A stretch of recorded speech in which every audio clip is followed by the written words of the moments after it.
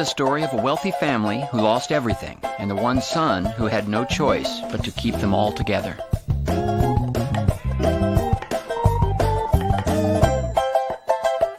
It's Arrested Development. Hello, everyone. Welcome to the Next Issue podcast. As you can see, we have a very special guest, my buddy Jack. Jack, you want to introduce yourself to the folk that may be watching? Alrighty, yep. My name is Jack. I'm on YouTube as Comic Kid, and I run a comic shop. And so that's my whole thing. I just sit around all day reading books and occasionally making orders. But occasionally selling them. Yep. I'd be interested to see the ratio of like read books versus sold. Man, I've still probably only read like half the store in total or something. Oh, wow. And then there's all these books that are out of print that are no longer in store. And so. Okay, so I got a question about that. So Every time I go to, I go to you guys' store, but I go to all the stores really. But when I go to Titan, they usually have a little blurb about the book. Mm-hmm. How much reading of the next week's stuff do you or the staff do, like, to try? I mean, because you have to kind of know, right? I guess at least know a little bit, because people will ask, like, "Hey, what is this book about?" Or like, "What's a good book for this week?" or something like that. How much of that do you guys do for like before you put books out? If it's DC, I always try and stay on top of that. I am a DC guy, like, through and through. I keep up with certain titles on Marvel, but usually the way I like keep up with whatever storyline is going on is I talk to other people who read the books, and then I'll buy them and eventually read them like a month or two after they come out and stuff like that. But like, I am so far behind on Hickman's X-Men epic. I stopped reading after the Ten of Swords event. And so I have a lot of catching up to do on stuff like that. But yeah, it's almost over. So just not much has happened. Wait, you know what? It's totally okay to bounce from that, because I did, and I don't have the bandwidth. So I did pretty good there in the beginning. I was really keeping up with X-Men and X-Force.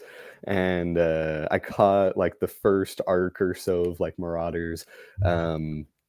But yeah, as time went on and they added more and more titles, I was like, I can't keep up with everything. And so, yeah. Well, Jack, what's your comic book origin story? What was your first comic?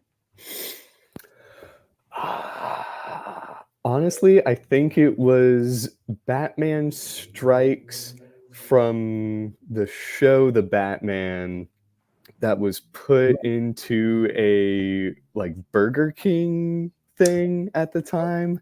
Wow. I believe that was my very first comic, but I didn't start like actively reading until probably Arkham City came out.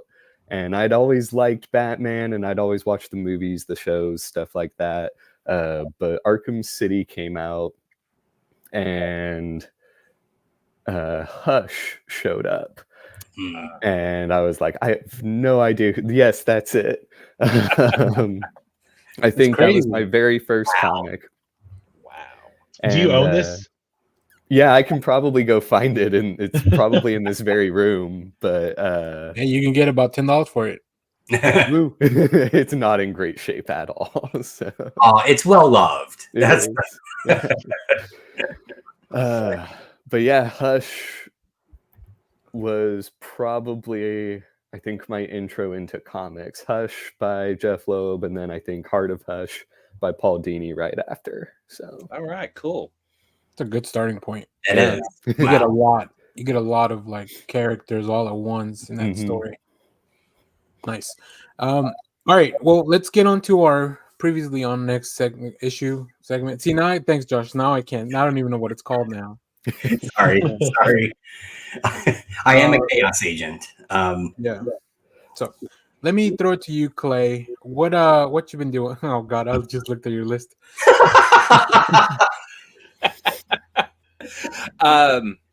Last week, for my podcast with Mark, we watched Disco Godfather by Rudy Ray Moore. And if anyone knows who Rudy Ray Moore is, he was Dolomite in the 70s, which is a great series. If you haven't seen the Eddie Murphy movie, My Name is Dolomite, it is about Rudy Ray Moore.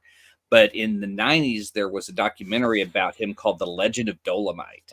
And so I watched this past week. It's free on Tubi. It's fantastic. You get to see like people who are hardcore fans of Dolomite. In fact, Snoop Dogg says if there was no Rudy Ray Moore to play Dolomite, there would be no Snoop Dogg. Like they talk about having the VHS copy and just watching it every day, and they were just huge fans of it. So and Eddie Murphy was such a huge fan, he would host like Rudy Ray Moore nights. And they would just watch all of his movies. And that's what kind of made him want to do the movie he did on Netflix. It's fantastic. It's just a guy who wanted to be famous before the internet. So he's like, well, I'll make movies. I'll rap. Like he was rapping before rapping was a thing. And if you go find his albums, you can find them. I usually have seen them in Half Price Books in the comedy section. They're very adult covers on them, and that was his thing. Like, you know, he was rapping to the adults. It wasn't a kid's shit, and it's all are those polybag? They're usually the covers have to be covered because it's full on nudity.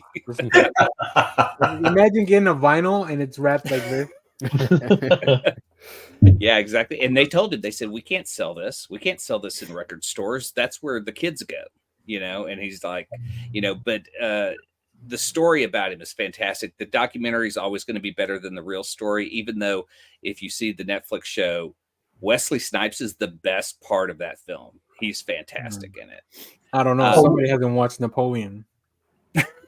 Oh, shit. So sometimes the documentary is not as entertaining. The documentary will always be more factual because of the people involved, though. Facts, schmacks, right? Scott Ridley. I got Ridley Scott on my side, so yeah. Well, he makes war look beautiful, but I'm sure it's ugly as hell in person. Yeah. I've watched half of Scott Pilgrim Takes Off. I don't want to spoil it for anyone, but we were kind of discussing this pre-show.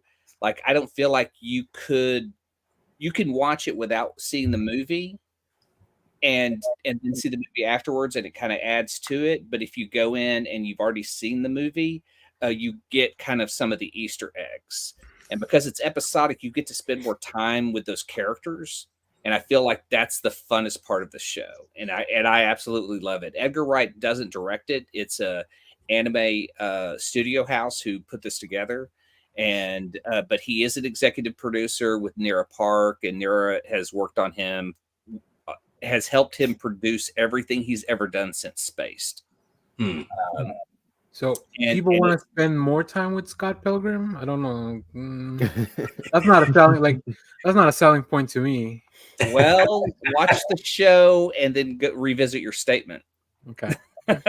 It is a great show, Daniel. Like the entire time, like Clay said, like it is not what you're expecting. And so the entire time I was watching it, I was like, why are we telling this story? And then in the last 2 episodes, you get the why. And it's a very good why. Interesting. All right. Yeah. The League of Evil X's return, and I got to say, so far, just from the first half of the shows, Chris Evans is my favorite. I don't know. Do you have a favorite Evil X from? But you've seen the whole show, so I have seen the whole show. Yeah, I mean, like you said, everyone just gets more screen time, and so these characters are a lot more developed and fleshed out than at least the movie. I've read all the original books as well, and you get more of each character in those also. But I mean, more Chris Evans is more Chris Evans, and so like you can't complain there. So did they bring back the original cast to voice all the characters? I believe every single person in the original movie is back. Wow, that's awesome. I didn't see Bill Hader's name in the credits though. Who is he in the movie? He's the voiceover guy who does "Ready, Fight." Oh, and all the kind of video game sound interesting. effects. Okay. Yeah, and he narrates like when they're in the dreamscape. Okay. So is this also different from the comic? I'm assuming, since the comic is pretty much the movie, right? Yes. Gotcha. Well, is it though? I mean, it's a distilled version, I think, of the comic. I feel like the movie ends very differently from the comic, if I remember correctly. Yeah, it does. But anyway, I mean, but that's neither here nor there. I was just. I hope this leads to an anime of Snot Girl, because that's the Brian Lee O'Malley book that I like. God, I need to go back and revisit that. I haven't read it. Yeah, I don't even know if it's been. I think that's why I stopped reading it, because it was like just not more coming out. Like I think it was late. Yeah, Shelby had it on her pull list, and it started just kind of slowly. Quite a bummer. Quite a bummer. I miss Snotty and the Prince. All right. The last thing I watched this week, which I'm just going to throw out there, if you need some good mental health pick me up, is the Queer Eye show on Netflix. Is really kind of a great show. Most reality shows are trash, and this is one that's like really great for your mental health and kind of helps a lot of people. I've just, I don't know, the holidays are tough for a lot of people, and I know a lot of people use TV as a remedy. The new Queer Eye is just really, really good. I just kind of love that positive reinforcement and helping people and what they do. It's, I don't know if any of y'all are familiar with the concept. They have someone who's put on the show, and they go in and kind of help change their life and help them get past some things they're dealing with. And they have 5 different coaches. One of them I just know is Stefan, because he's just so over the top. So if you go into it looking for Stefan, tell me if you can pick out which one of the group is the one I'm talking about. He's wild, but he's fun. So I was gonna pitch it as Pimp My Ride for people.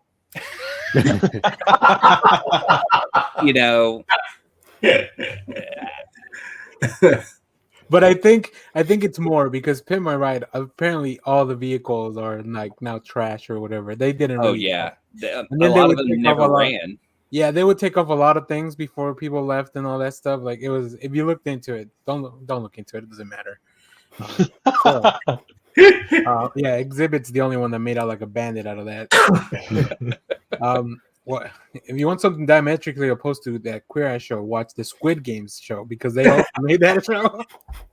That's just so weird that they would they didn't learn anything from the actual show. I know, that they could profit from poor people. Yeah, I guess so. I mean, what are we going to do? Make an episodic show about the Running Man? When Stephen King wrote that, then they converted it into a game show for the movie. No one ever said, "Hey, it's a great idea is to put poor people into obstacles and give them money if they win." Somebody in that boardroom definitely said, like, "We can't kill them, right?" Like they were like, everywhere there's one guy who will always be in a TV room and go, "Can we host a public execution again?" Yeah.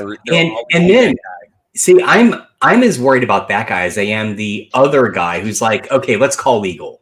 That's the other guy I'm worried about. So, the enabler. Yeah. All right, cool. Josh, let's throw it over to you. You got a few comics to talk about? Yeah.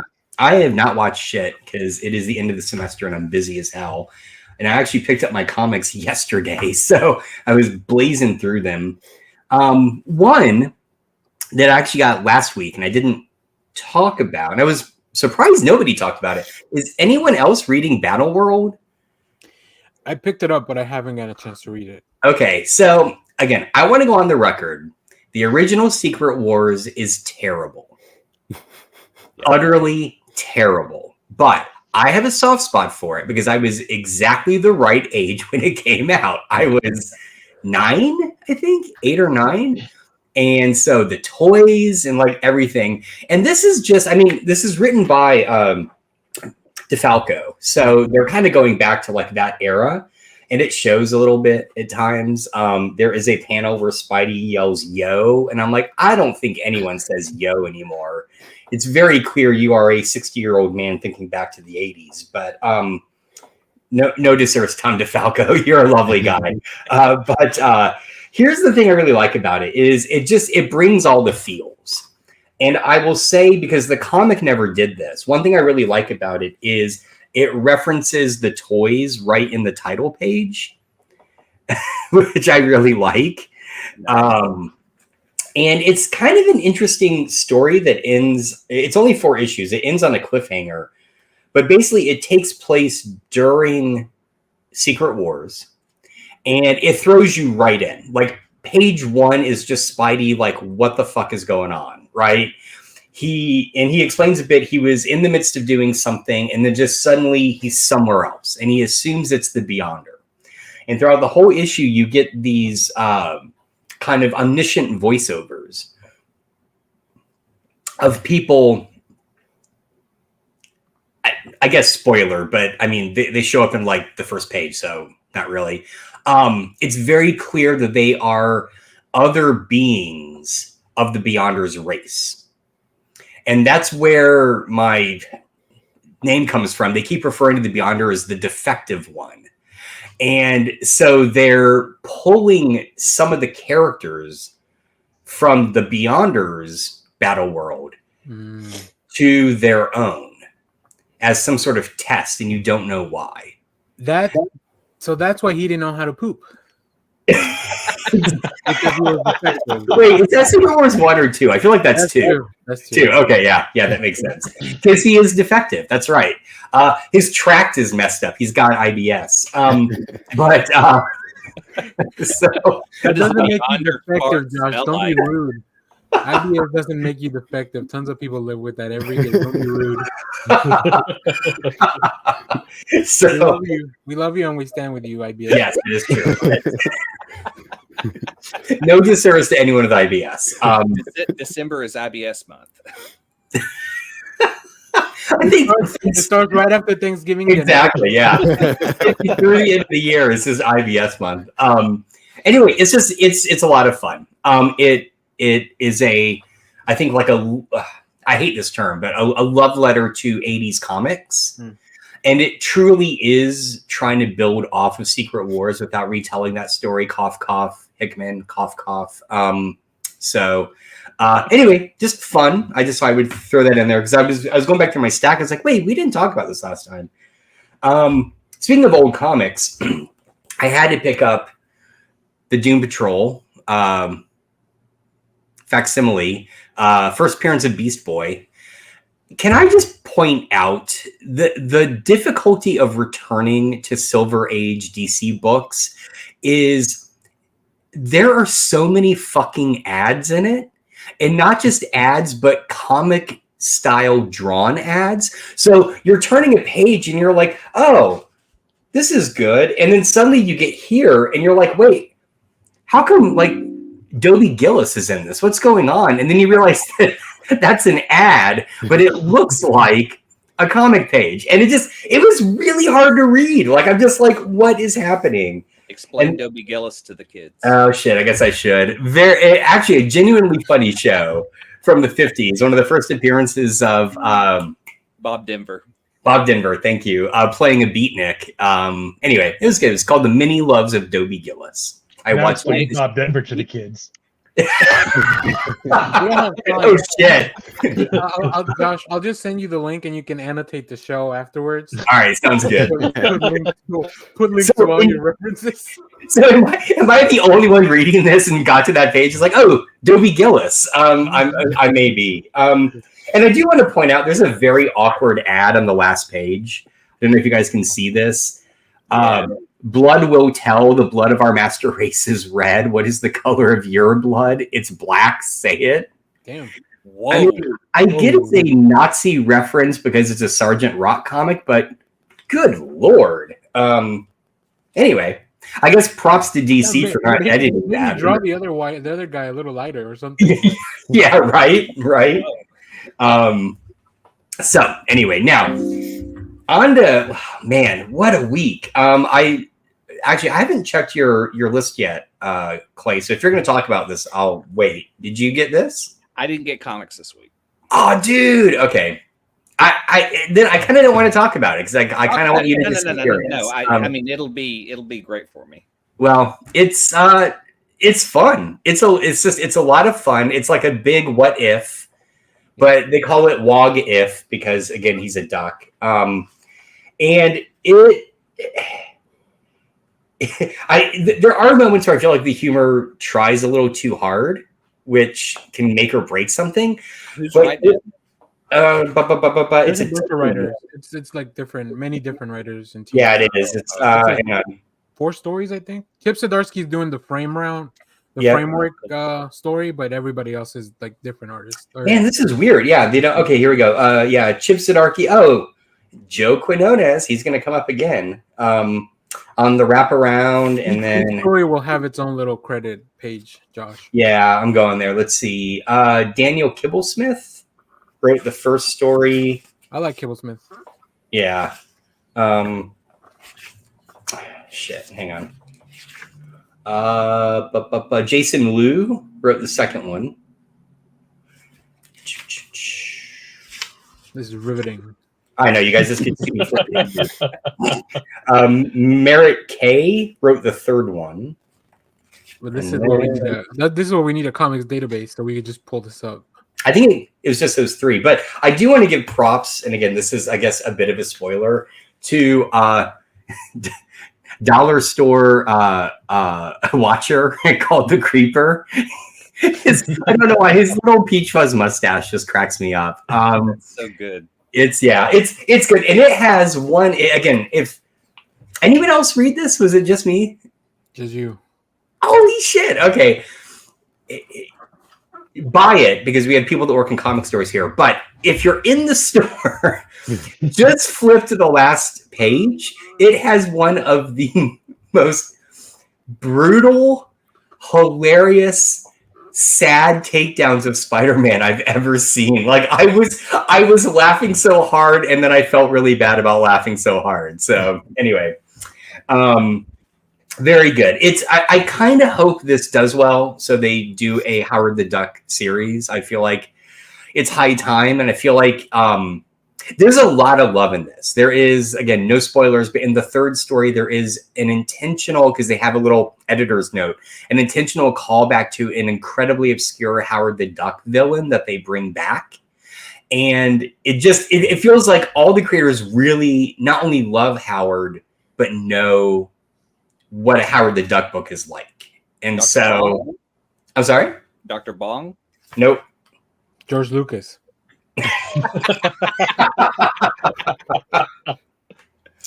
I don't want to tell you. Okay, and then my last 2 are tied for my picks of the week. Oh boy, Blackout Bombshell number 3. Okay, here's the thing I love about this book. All right, you kind of have to get through the like this issue was when everything came together, and I don't mean that in terms of story because obviously it does. It's the last issue, but also kind of what they're riffing on. And so I just want to point out this is a story. Ostensibly, it's a mystery. It feels very noir, but it's set like in the 60s. Halfway through this issue, it ends. And then the rest of the issue is explaining what the fuck happened because the protagonist doesn't really figure it out because he doesn't care. And it's great. It is so great. I kind of put it up there with, I'm a fan of stories that riff on the nature of what a mystery is. I feel like this does it. Very weird callback, but Stephen King has a little-known novel called The Colorado Kid, and it does the same kind of thing. It's a book about what a mystery is. It's not set up as a mystery. This one kind of does that too, but it's a hell of a lot of fun. I have had so much fun with this book, and I just want to recommend it highly. So Blackout Bombshell, so great. Well, maybe we can get Lewis to join us on the show and we can talk about the book. That would be awesome. That'd be great. That would be awesome. Yeah, please go read it. It's only 3 issues. They're long, they're oversized. I don't know what the fuck you call it. They're big. Well, we have two comic book experts here. I don't know. They should be able to tell us. What do you know call it? exactly. The heavy ones, they call them. The heavy ones. Is that a Death Dealer mug? Yes. Awesome. I can tell you where to get it when we're done. It's from I guess they haven't paid me to advertise it, but Geek Grind. Geek Grind can reach out to us. Yes, please. I buy all your stuff. This is the coffee I'm drinking. Is the Death Dealer. So, nice. All right. And my other pick of the week, and this will come as no surprise to anyone. Batman 89 Echoes, #1. Oh my God. I'm such a fan of Batman 89. The last series and this one, rather surprisingly, I really thought it was going to pick up immediately after the last book. It does not. It is 2 years in the future. Mm-hmm. And I want to give Ham credit for this because I feel like I don't know if this extends back to the movies when he wrote them. I'm really feeling like the first movie, not Batman Returns as much because there were other hands in that. Yeah. Or if this came about when he was brought back to do 89.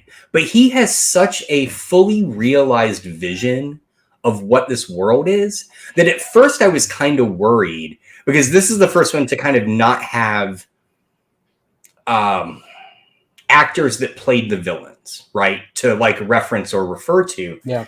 They are all so realized and they make sense in this world. That's the thing that I think is so fascinating. Like they work. It doesn't feel forced. It doesn't feel like they're just tagged on. They feel organically part of the Burtonverse, and it's amazing. And again, I don't want to give anything away because there is a big spoiler at the end of this, a really big one. But what they're setting up is Harley Quinn, who in this universe, and again, this makes total sense, is a TV psychologist obsessed with the Joker, right? And even like she's about to air on the network that she's on a documentary bringing back Jerry Hall's character, who's had reconstructive face surgery and looks normal again, right? Or like looks like she did before she got the acid on the face. And it just, again, it's these don't feel like callbacks like an Easter egg. These feel like intentional things to set up this world that is just growing and developing. It is so great. It is so great. Quinones, as always, the art is fantastic. He's slightly modified a bit, and I don't know if maybe he's working more digitally now because there's less of a kind of like linear quality, and it's not painterly, but it's almost like the lines are like softer. I'm not explaining it well, but anyway, it's great. Go read it. I'll admit I was kind of nervous when they were going to bring this back because I felt like Batman 89 was a great end to the first two movies. But now I'm all in. So yeah, I agree. I agree with Josh. The only thing I will say is I think I'm gonna read this once it's all done because I think Batman 89 read a lot better that way. Interestingly, I agree with you about Batman 89, but I feel like when you get to the twist at the end of this, I felt like that would have been ruined for me reading it in a trade. Because now I'm just like waiting for the next issue. I'm like, I've got to know what's going on, right? But yeah, but typically... That's why I want to pay off right away. I like to sit with it. I'm a little upset I couldn't keep reading. Yeah, I get that. So, cool. Anyway. All right. Jeff, you're up a bat. What's going on with you? Ooh, me up a bat. I didn't get a chance to go pick up my comics this week as of yet, so I'm a little behind. What are y'all doing Wednesday? Work or something? Something. So I picked up from the week before. I know we talked about some of these already, but I picked up the Superman. This is a great run by Josh Williamson. I just want to point out the thing I love the most are these pages. This break page kind of gives the comic a like big time feel, like, oh, you're about to go on an adventure kind of thing. I love that they have this in here. That's all I wanted to point out about that. My only well, it's not really a complaint. That book has multiple artists, and I don't know if it was done for effect or for like, well, we're not gonna get it done. Some of those drawings feel like we're not gonna get it done. Yeah, but at least they found people that have very, very similar styles. Which is at least more consistent. But that's my only complaint. The story's been fantastic. I almost feel like that new villain, the Chain, was supposed to be some kind of like Nick Cage type of reference. Like the first time I saw him, I was like, "Is that Nick Cage? Is that supposed to be like Nick Cage, like the character?" I don't know. Yeah, they did do a good job of like getting artists who do kind of look alike. But that's why it felt like it was rushed art. Yeah, especially what's his name, Gleb Melnikov, I think is the main artist on the book for now. He has a very Romita style, but without all the things that I don't like about Romita. So yeah, definitely. Romita Jr. Sorry, Romita Jr. Yeah, you just hate the old guys. I know. DC Titans issue number 5.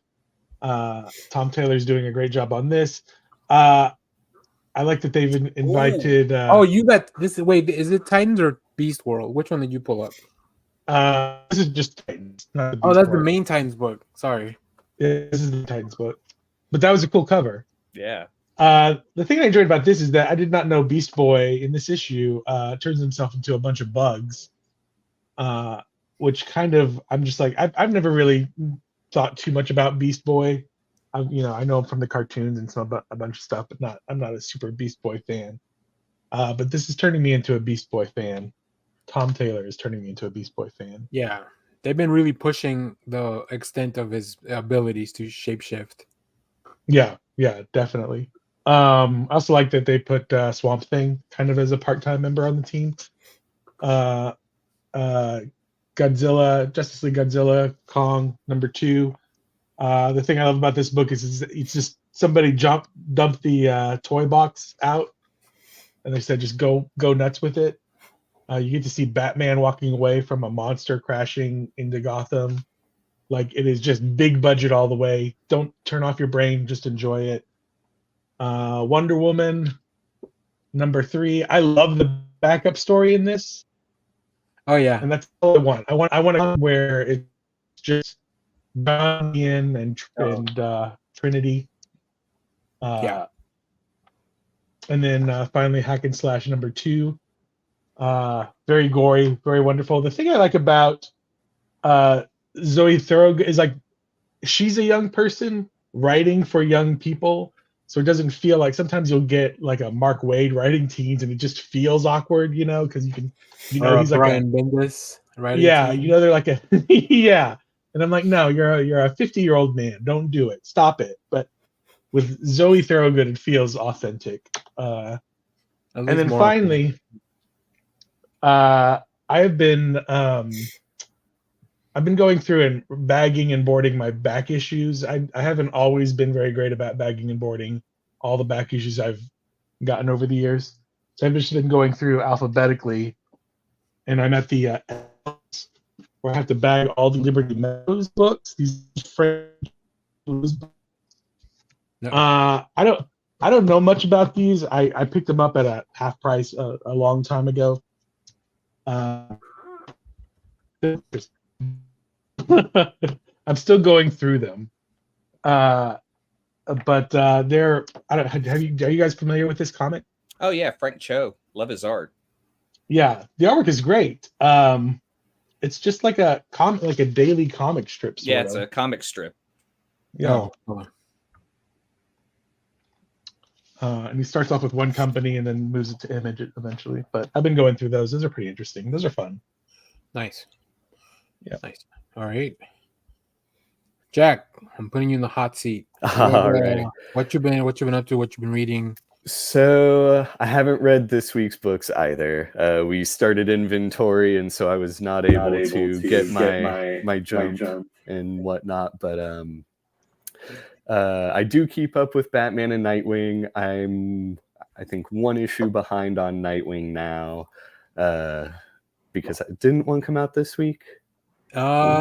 last week. I think. Last week? Okay, then I might actually be caught up. Yeah, he's off doing his pirate shtick. Yeah, and I mean, his Titans is great. Like Jeff said, I'm caught up on that, and yeah, it's fantastic.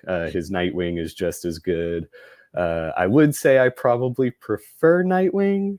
Just maybe it's Redondo's art, but I mean, it's so good. That's a big plus. Absolutely. I love how he uses like comic dots and all that, like for his shading, and it gives it just this very unique style. And like he and Dan Mora are probably my favorite artists working right now. I'm caught up on Batman. A lot of people are really hating on Zdarsky. I'm really trying to give him the benefit of the doubt, but it does feel like... Why? Yeah, tell me, because I think the book is so good. I feel like he's telling almost the same story that Tom King did, just with Zur-En-Arrh instead of Flashpoint. And like he's trying to break down and deconstruct Batman from a mental standpoint, and he's using Zur-En-Arrh to do that rather than like happiness. And I don't know, the idea of making Batman happy for a change was a lot more intriguing than just kind of the Grant Morrison idea of Batman's just as crazy as the people he locks up. And so I'm fine with Zdarsky exploring those ideas a little more, and I think Zur-En-Arrh is a good way to do that. But maybe it's because Gotham War was shoved in there. I don't know. It feels like we haven't really gotten anywhere in the run just yet.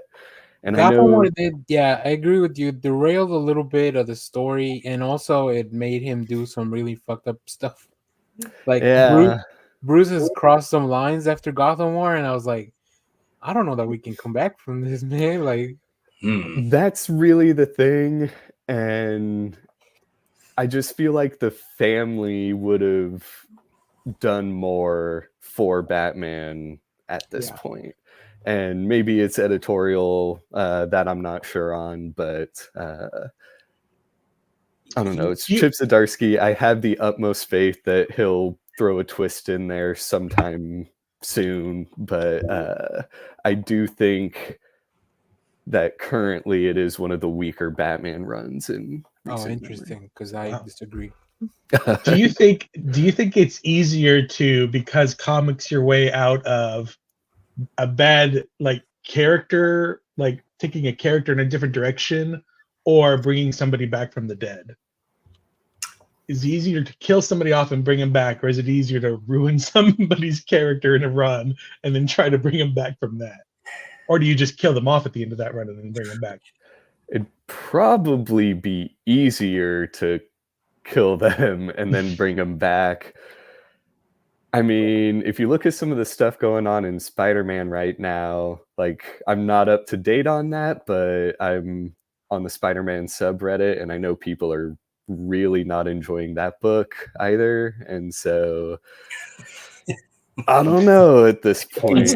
Like if you look at a character like Spider-Man 2, like your Zeb Wells is really doing some weird stuff from what I've heard.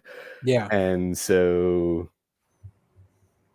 I mean, our sales for, or I guess our anticipation for Ultimate Spider-Man, which is a reboot, is currently set to outsell the main title. Sure to order a lot of those. Yes. And so people, I guess, are definitely craving something different at the moment. But like I said, I haven't been reading Amazing Spider-Man. I fell behind, and then when they said that 25 and 26 would be good, I got caught up, and then I didn't really care for 25 or 26, and so I haven't read beyond that. But it's also tough because I think that book is triple shipping, right? I think it's 3 times a month. Yeah. Oh my god. Yeah. Jeez. Wow. so it's got to be tough. I don't know why they love putting 3 like. I think Spider-Man is the only book I know has like the triple ship, and I don't. You guys may know, but so speaking of that, since you kind of brought that up, Jack, like what are the top selling books that the like maybe in the last month or so, in the last few months? Mm, I don't know if you know at the top of your head. You may not, but like the things that you're like, oh, I got to order more of these, or these sold out really quickly. the thing with that is Image just relaunched G.I. Joe and Transformers. Oh yeah. And so I think we quickly sold out of, we had the number ones for like 3 hours tops. But even the number 2 of Transformers, I think, sold out on day 1. Oh, cool. That's good to hear. Yeah. That is And good I to think, hear. yeah. Love And- that book. Yeah. I've heard Daniel Warren Johnson's doing a really good job, and I'm not a Transformers person, but I do love DWJ, and so. Oh yeah, I'm not either, but that was the first Transformer book I read. Oh, okay. Fantastic. Finally happy to be reading about a Woodwiki. So I've got a question. It just kind of popped into my head. You know how they say there's only like 5 stories to tell? Is that true with Batman? Like, have all the Batman stories been told? And so it makes it harder to do something new or unique. It's always going to feel like it's rehashing something. It definitely feels like there's a cycle of Batman where like you have to tear him down in some form of fashion to build him back up. I mean, if you look at Scott Snyder's run, like he pretty much did that, right? By the end of the book, and that's another thing where it's like you kind of have to leave Batman, or you have to leave characters kind of at least how you found them, unless it's Daredevil, then it's whatever. It's Wild West. But for the most part, when a team's about to leave a run, they try to put most everything back how they found it, almost. Yeah. It's just the nature of comics.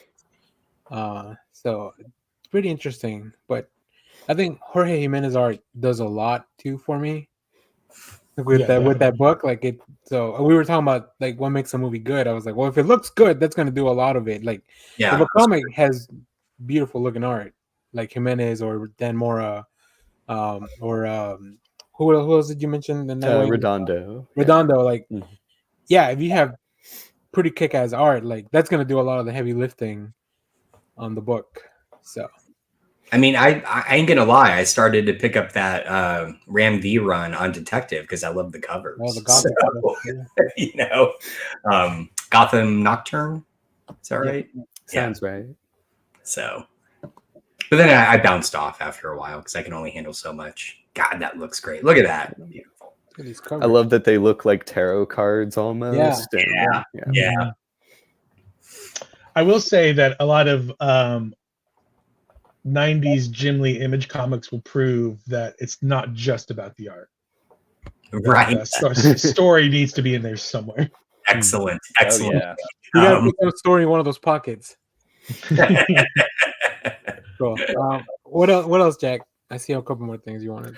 Up to date on Action Comics. I'm very sad that PKJ is leaving soon. Me too, because this story feels like it could go on for a long time. It really does. And I know he said that he will be back on the book. Do you think they're just taking a break? Like they're gonna take a break? Like something's gonna happen where Superman has to take a break? I don't know. I'm really kind of hoping so I don't know if y'all are aware, DC announced that they are restructuring Action Comics, and so they're going to rotate the creative teams more frequently now. And I think Jason Aaron is only going to be on for like 3 issues. Yeah. And they've said who's after him. And I think, I can't remember who it was. But he's supposed to only be on for 3 or 4 issues. And on one hand, I understand that approach. You're giving different authors different chances to tell different stories with the same character.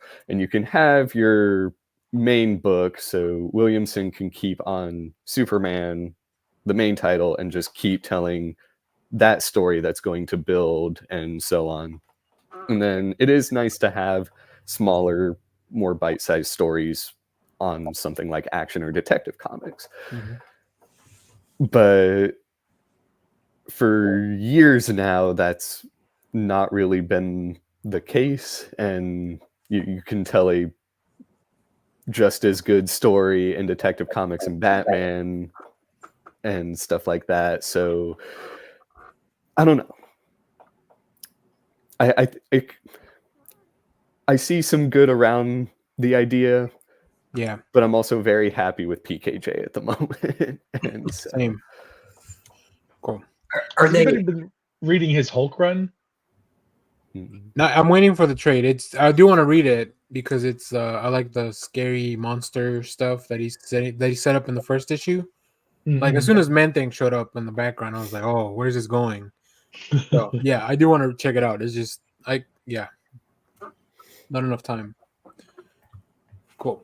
All right, let me go through some of my stuff. We'll come back. I see you guys still have a few things to talk about. We'll do another lightning round. But let me show you guys some comics for the week real quick. We'll go back to this cover. This is for the Beast World, Titans Beast World, the new event that's happening over at DC. I love that they did. I love the lenticular cover. Cool. Like I have all the ones they did for Villains Month, or all those from back in the New 52 days. I will say, I like the premise of the event. It's very promising. I think Tom Taylor's got something fun to talk about, especially because it's around Beast Boy. I don't like the way that they are spreading this out through like a whole bunch of one-shots in like 1 or 2 issues in the series. That must be hell for... I mean, I know it's hell for the readers. I'm sure it's hell for you guys ordering stuff because you're like, I don't know how this is. Like, who's going to pick up all the tie-ins? Yeah. Real quick, we talked about this last episode. Barbaric. So much fun. Yeah. I love it. I picked up this cover. This is the Guillaume March cover of Batman the Brave and the Bold 7. I haven't read it, but I really like the cover. As well as the Action Comics for this week, the Jorge Jimenez variant. And then Amazon's Attack.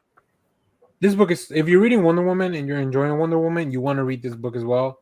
It's a really nice companion to like, what are the Amazons doing while all the Wonder Woman stuff is going on? Is that a Joel Jones cover? Hey, this is Lee Weeks, maybe?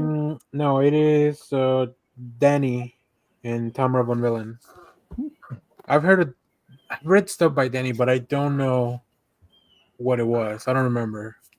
Marvel Zombies, Black, White, and Blood. Really fun anthology. Gail Simone did a story that made me care about Reed Richards. And you guys know how I feel about Reed Richards overall. You don't care about Reed? He doesn't care about me either. So, but it's really good. These are all just little tales of like the zombie, like what would happen in the zombie world. So, very cool stuff. One of my favorite anthologies, Swan Songs by W. Maxwell Prince. Just about this, the end of this series is next issue, which I think is supposed to tie back in with his Ice Cream Man run. So really good stuff from the writer of the Batman, Mattson Tomlin and Keanu Reeves. Berserker: Fallen Empire, just a really cool one shot. Berserker is kind of like, it's pretty much the Eternal Warrior from Valiant, but it looks like Keanu Reeves. So it's very, very good. And Rebecca Isaac's art is like, they do some really gory shit in these books because they can get away with it. But man, it's so good. And then my favorite book this week, probably Crave. Thank you, computer. Nice. Crave, Maria Lovett. Oh my goodness. You picked a very stream-worthy cover. This is probably one of the safer covers for the stream. Oh, absolutely. All the covers. So I bought this at Titan. They pre-bag the books that have adult stuff on them. I guess I'll say it like that. so like people can't be flipping through them in the store. Right. Like this is already pre-bagged, so you can't open it at the store. That's how you know it's good because it's already bagged for you. But it has a really fun mystery. You can check out my review for like the full thoughts on that. But boy, it is good. And I love Maria Lovett. Like she's been doing stuff. She did a book with Brian Azzarello that was also very. I forget what it's called. Faithless. Faithless. Yeah. Thank you. Yeah. My wife has the whole run. Oh yeah, that book also very spicy. But I also really like the mystery. So it's a really nice mix of like, stuff. Like it feels like a very. If you've seen Saltburn, it feels very much like that. Where it's like a sensual thriller type of mystery. So Titan needs or all comic book shops need like just one shelf that has like a little curtain on it, like the old video stores. And you just kind of like pull back the curtain and get what you want. Them. No, you just put them in the top shelf so the kids. Yeah, I was gonna say. See, that's how That's I what my knew shop does. Heavy Metal and Conan were cool comics because they were always up by the Playboys. Is that what you guys have in the back room? I don't usually go in there, Jack. Is that where you guys? Yeah. Nope. We did. Huh? Oh no, go ahead. Okay. We did have to store one customer's books back there forever ago because he always got the spicy titles and yeah, we didn't keep those up. Fantasy. Okay, before I let you guys go for a lightning round, I watched 2 movies this week at the theater. One was really good, maybe the best movie I've seen all year. The other one was almost the complete opposite. I want to hear the bad one. He's just going to say the titles, and we have to choose which is which. No, I think you guys know. I'll start with the bad one. The bad one is Silent Night. There's the John Woo, Joel Kinnaman. I've heard a lot of people say that they were very disappointed. Clay, trust me, I wanted to like it. I like John Woo. That's not to say that there's nothing good about the film. Joe Kinnaman is great in it. Like he's just like his. Yeah, but he can't catch a break, man. Yeah, he really can't. And his John RoboCop reboot was terrible. Yeah, I think there's a there's a show on Netflix that I think people really like. Altered Carbon. Yeah, I think it was that one. But then he only got to do one season because of the story. Like then he got like Anthony Mackie, I think, took over in the second season. So, but he also did an A&E show, I believe. Was it The Bridge? That was like where he started. I think Hell's Wheels, maybe. I don't know. Yeah, and I can picture the commercial in the Sons of Anarchy break with Joe Kinnaman. But yeah, and I like John Woo. I like his. I think he The Killing. The Killing. There you go. John Woo has a really interesting visual style. And there's a lot of that in this film. I think it's just the story does not support. Like for all the good that those things do, the story doesn't hold it. Like it's just boring. I don't normally walk out of movies, but I was like, I could leave and just. Wow. Man, that is. Yeah, but because I wanted to do a full review, and we got a full review for this later on in the channel, but you're getting a preview here. I was like, no, my journalistic integrity commands that I stay and finish this. And I'm glad I did. The last 15 minutes of the film are pretty exciting, but it doesn't make up for the hour and a half that I had to sit there to get there. Yeah, it looks like Death Wish on Christmas. It's like Bad Punisher. And there's already not, and all the there's a lot of Bad Punisher. Yeah. So it's even worse. So it's like not Netflix Punisher, like. I like Warzone. It's just a campy mess, but I like Warzone. So think of the Thomas Jane one and then make it even worse. So yeah, it's unfortunate. But there's Thomas Jane, also an actor that can't catch a break, but maybe if he wore shoes more often. He's an earthy Punisher. Yeah. Yes. Now, He's the Punisher, but totally chill because he smokes dope all the time. So, yeah. On the flip side, I went to watch Godzilla -1. Oh God, I am so hyped for this movie. Without exaggeration, the best Godzilla movie I've ever seen. I'm there. That's what I've been hearing. Yeah. I am so excited. It makes better me than Matthew Broderick. better than Matthew Broderick. Them's fighting words, sir. Them's fighting words. I love the Matthew Broderick Godzilla. I want to watch that again because I haven't seen it since I was, I don't know, small child. Just to see, like, is it really that bad, or do I just remember? So you come back. You come back next week after watching that and tell us that Godzilla -1 is still the best Godzilla. And then, yeah, it's just really good. It's a good story. It made me care about the people, which is usually the thing with Godzilla movies, where like, oh, I just want to see monsters, but I can see why you would be interested in the people. It looks great. The monster, like Godzilla, looks fucking awesome. Yeah, it's very good. And then as soon as once that song hit, like the Godzilla theme, like dun, dun, dun, you know what I'm talking about? Yeah. Oh, everything just like there's a nonstop ride from there. So is it by the same team that did Shin Godzilla, or I don't know. It's the same studio. I don't it's know. definitely Toho. Yeah, it's definitely Toho, but I don't know who did Shin Godzilla, but the director of Godzilla is what's his name? Takashi Yamasaki. He both wrote and directed Godzilla. Oh, wow.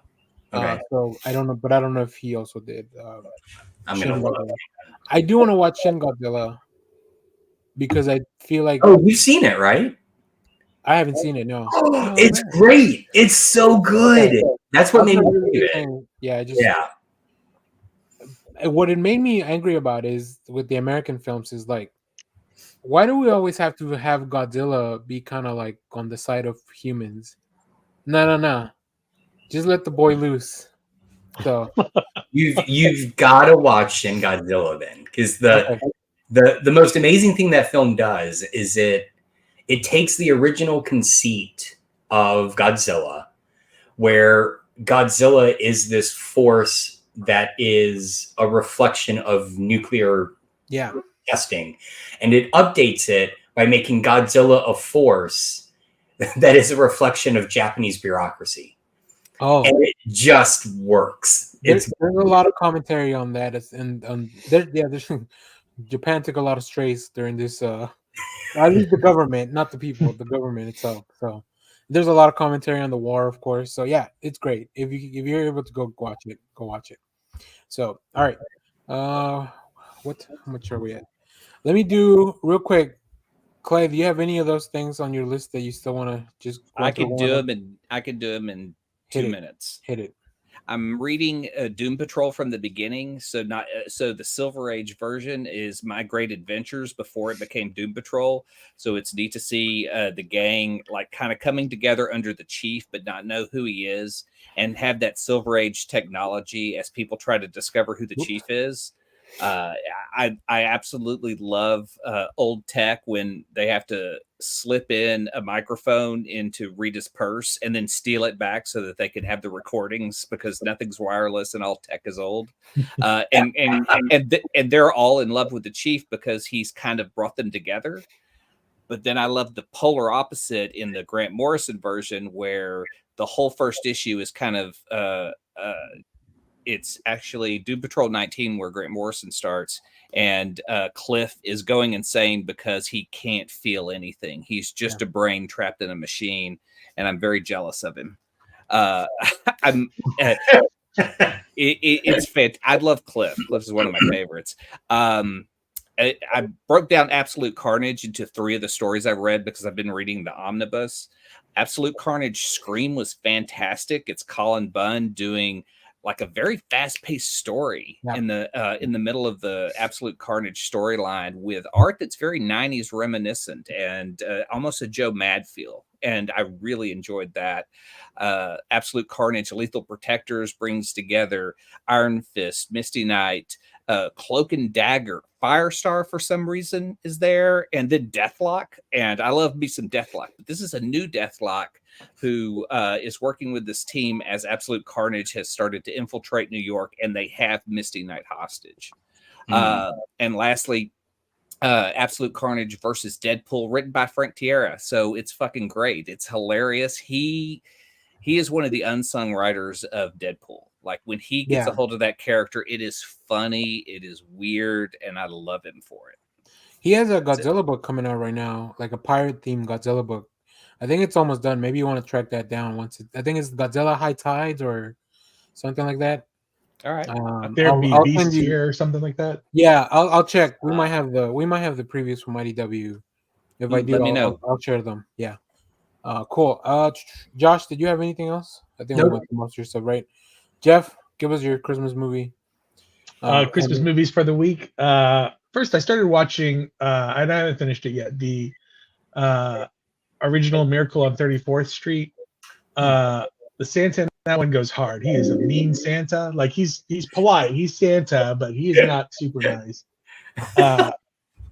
But for my Hallmark movies, I watched a movie called Reporting for Christmas. It's on Hulu, but it is a wrong reporting. It's a news reporter reporting.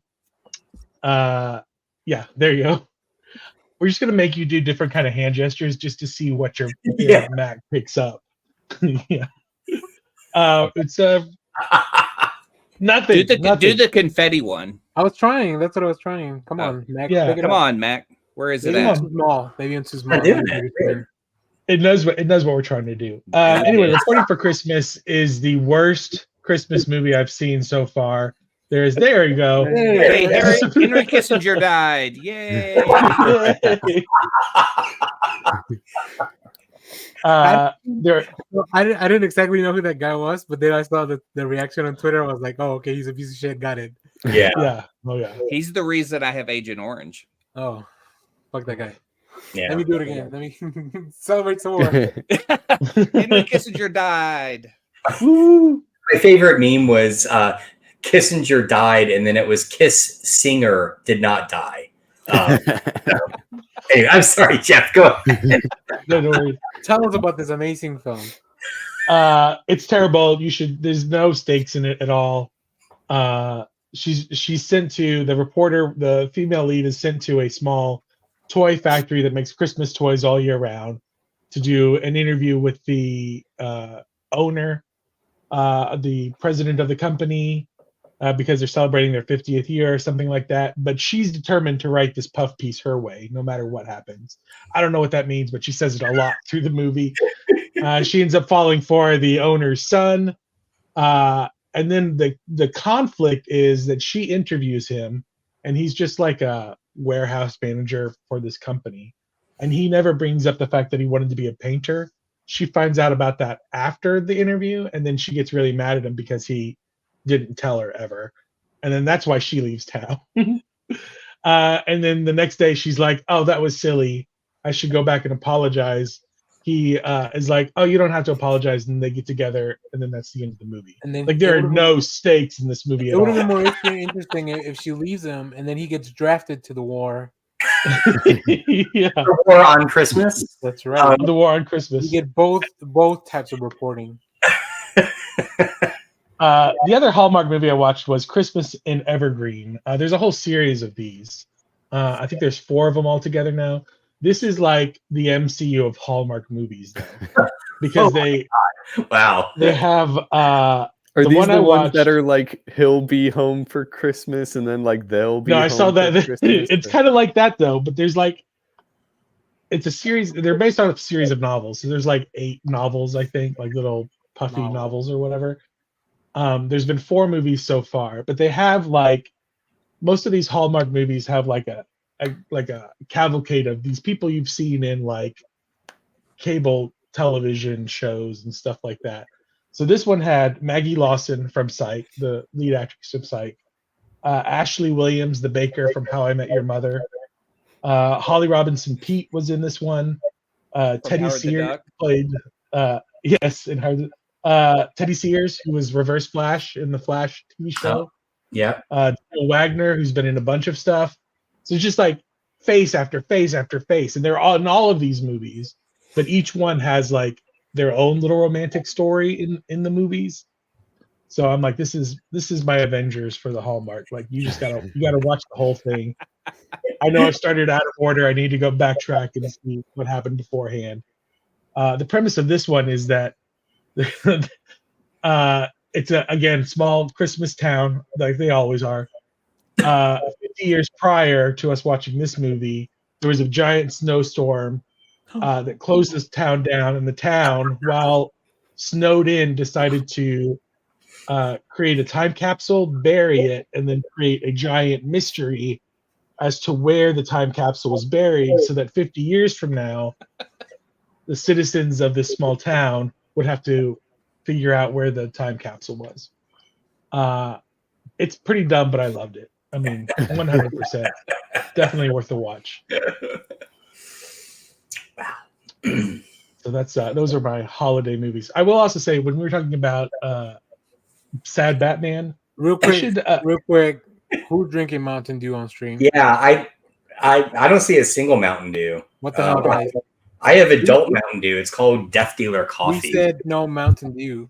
I have a green water bottle. Right. Coffee. I'm drinking water too. Sorry, Jeff. I was very upset. I want to see Maxwell W. Prince write Batman. That's who I want to see write Batman. I want that to be the saddest Batman ever. That would be the weirdest. Well, maybe not. I don't know. Grant Morrison already wrote Batman. Although, I mean, to be fair, Morrison's not really a sad writer, right? They do. He's not a Moore. Yeah, well, yeah, I feel like Alan Moore, like when, God, who wrote the Superman? What do you get for the man who has everything in the that's Moore. cartoon? Yeah, in the cartoon, Batman gets that for a minute where he's trapped, where his parents are almost going to be killed, but he knows they need to die. I feel like that's the saddest version, but I think McDuffie adapted that from Moore, and Batman didn't get it in the comic. No, I think he does. Actually, I'm going to grab it. Hang on. All right. I'm pretty sure he does. What a fact check this. Yeah, that would be the saddest Batman, is the Batman who's just trapped as a child watching his parents. All right, everybody go to your bookshelves. I don't have a bookshelf out here. The comics. All right. Whoa, look at that. Oh, look at that. Come on, let's see who finds it first, Jack or Josh. Yeah, Josh. Oh, all right. We're going. Hang on. Is Batman affected by the Black Death?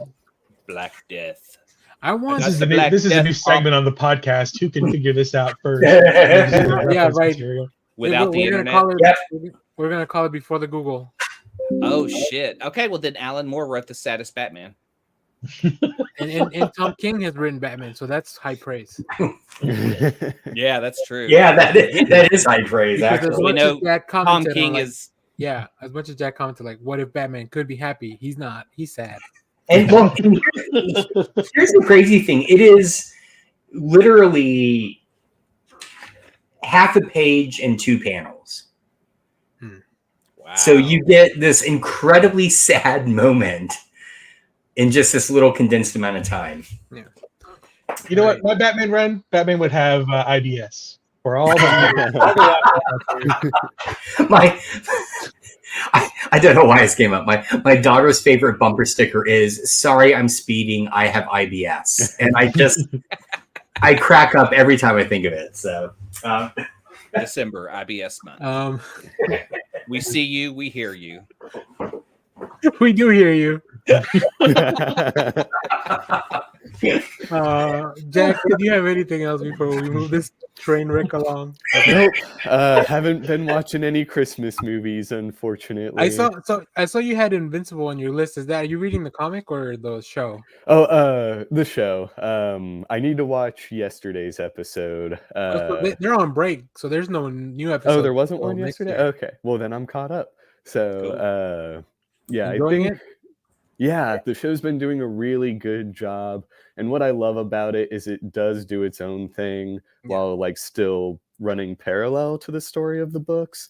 And so, yeah, they're doing a fantastic job with the show. They find really fun ways to expand on maybe some things that the comic maybe postulated but didn't really go into, and then condense some things that I'm sure maybe were longer. I've only read volume 1, but even then, all the shuffling around they did, I could tell. So maybe I'll definitely read it later on. I don't want to spoil the show for myself. So, all right, let's take a breather. We are going to now talk about Our review for the week, we have a book that Image sent us to check out. It's called Our Bones Dust. That'll make sense if you read the book. Let's talk about the creative team here before we get into our opinions. This is with story and art by Ben Stenbeck, who I hadn't heard prior to this book, with colors by Dave Stewart, letters and logo design by Rose Wooden. So Rose Wooden, very prolific letterer. But let me start with Clay. What did you think about our? Oh, hold on. Sorry, let me read the synopsis real quick. In this book, a feral child, equal parts predator and prey, navigates a nightmare landscape of brutality and blood, inhabited by scattered cannibal tribes. An interesting place to poke around for a curious artificial intelligence. A 4-issue miniseries by longtime Mike Mignola collaborator Ben Stenbeck, who's done stuff like Baltimore, Frankenstein Underground, and Koshé.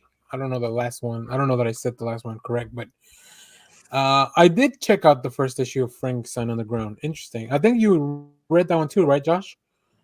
Frankenstein Underground. I did, and I liked it. Okay, we'll come back. Clay, what did you think about this book?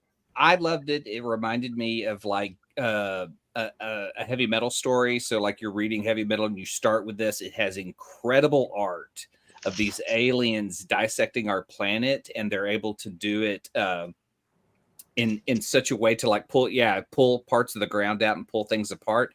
And so as they're kind of inspecting our planet, they come across the survivors, if you want to even call them that, because we're at like the end of the world part. These people only have water, and their only way of consuming protein is cannibalism.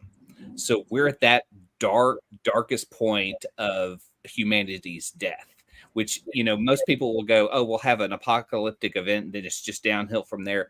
No, you can break that down into even more segments, from society's breakdown to just complete collapse. And I've only seen that in a very few stories where we're at this point where we're just about to die off completely. And one of those is in the movie A Boy and His Dog, where you see the last remnants of what's left. And I kind of love this because everyone's just fighting for survival. And so they're willing to trade their arm or leg as meat for water, and to do jobs like go track this kid down who had stolen water from them. And the art's incredible. Like, I love the design of the alien. I love the concepts where you can kind of see what the alien's doing, but then you get into what has happened to humanity, and that's just the darkest place of all. And I kind of dig that. Yeah. Jack, what did you think of the book? I did really enjoy it. As far as like first issues goes, this was definitely one of the stronger ones. And normally when a new series comes out, I like to give it about like 3 issues for a mini series. At that point, I may just finish it. Yeah. But no, I thought it started off really strong. The art does a lot of the storytelling, and I loved seeing how kind of like language devolved also, like as the characters are talking, or at least the human ones, you get like just enough from each of their sentences to understand what they're saying or asking for. And so like I guess like post-apocalyptic stories aren't always my like go-to, but this one definitely has me intrigued, and the sci-fi element with the alien visitor kind of has me intrigued as far as like where it'll go to. And for the synopsis to mention that it's all about this kid, I'm like, this kid really wasn't in the first issue a whole lot. And I really enjoyed it. Yeah, real quick on the language, the only other time I've seen that done very well was if you've seen Threads, which was a BBC film about, it was their day after that they had filmed in the 80s. They go from the point of the nuclear bomb, like 3 generations past, and you've got to think about after the breakdown of society, you have no schools and how language will deteriorate. Oh, and right. it's done so well on the page in this book. Yeah. No cap. Anyways, Jeff. I really enjoy the book. I really love the design of like all the characters and the aliens and whatnot. I did love the little feral kid. It kind of reminded me a little of the book All Against All, which also has like a little feral kid and an alien in it. This is obviously a little bit different, but yeah, it's super enjoyable. Do we know how long it's going to be? 4 issues. 4 issues. 4 issues? Okay. Yeah, it's great. Highly recommend. All right, Josh. I'm pretty sure we were kind of discussing a little bit. Maybe the book didn't hit the same as what we. But tell me what's going on. What are you? Yeah, well, I do want to give props. The art is great. The art is really, really good. I think I was kind of getting. It's like a amazing mix of like Mobius combined with Jeff Smith. Right, there's a lot of that kind of Jeff Smith like expression. Yeah. In it. What a blend. I know, right? So the art is fantastic. It could just be I don't like post-apocalyptic stories. I just don't. They're not my jam. This one felt incredibly dark, I think, even with the hopeful stuff. Yeah. And I feel like, and this is not a disservice because again, every story references something else, but I was just getting a lot of like Mad Max combined with WALL-E vibes, and it never quite meshed for me. So you forgot about the hills have eyes. Yeah, exactly. So I mean, that's doing it a disservice. It's one issue. It's setting stuff up. I get that, but it's dark. I mean, the cannibalism is very casual of the storyline. So I didn't pull any of those pages where things get really gnarly. Yeah, because I didn't want to spoil anything, but the book definitely goes places that you're like, holy shit! Not just with the cannibalism. There's even on top of that stuff. There's another layer that we're like, what the fuck happened here? And then the book kind of ends. Yeah. Like, oh, I need to keep going. I feel like I'm at the point with post-apocalyptic stories where I was with zombie stories like 10 years ago. Like I'm just kind of done of this as a conceit, you know? But anyway, that's only because you can see it in the horizon already. Yeah, exactly. We're almost there. It was a lot more fun when you couldn't just look ahead and it was right there. Huh? Right. When I'm not staring it in the face. So I love it when it's a fantasy and not a reality. Right. I also really enjoyed the book. My only issue with it, it's not really on the books. It's not really the book's fault. This is more of a publishing thing. This to me feels like this was a standalone graphic novel that they cut up into 4 parts. Yeah. I don't think this was planned to be serial. Maybe it was, but I feel like this is something that this 4 issues like that's all gonna read very nicely going into, because I did want to just turn the page after the end of the book to see like what's going on, right? So they picked a really good point to drop off, but I feel like this was definitely something that, and Image has been doing this with a lot of these books that is just one sole creator doing both story and art. Where they are broken up into like 4, 5, 6 issues, and then they put out a collection. But because I feel that's just kind of the way the business is, not so much because like, oh wait, this should be just a standalone graphic novel that we sell, and people love it like that. So, but like I said, that's no fault of the book. I love the art. I love how like I think the boundaries that it's touching on are very interesting. So. Yeah, I also highly recommend this. So thanks to Image for sending this out to us. We'll probably revisit. I would say we maybe revisit this when it's over. Yeah. To kind of just talk about the resolution. So, cool. Was there any last comments on this before I show you guys the really cool variant covers? All right. Well, thank you. Yeah, check out our Bones Dust. I love it. It's such a fun title once you figure out like why that's the title. So, but yeah, we have the main cover and of course a Mike Mignola cover. Because, that is a nice Mignola cover. Like, I really like how Mignola kind of stretched out that robot AI thing. Yeah. Yeah, I mean, yeah, I pick up many Mike Mignola covers of books I don't intend to read. So Was I the only, like, I was zooming in really close in the PDF when he finds the MP3 player to see if I could determine what it was playing, and it was just gibberish. But I was like, what song is it? You know? So cool. All right. We're gonna get onto the main part of our show. I think we have just enough time to kind of go through this. So that worked out really nicely. I was watching, once again, I watch a lot of nerd stuff on YouTube, and New Rockstar was doing this bracket with like their favorite foods or something for Thanksgiving. And I was like, hold on a second. We can apply this same formula to our show.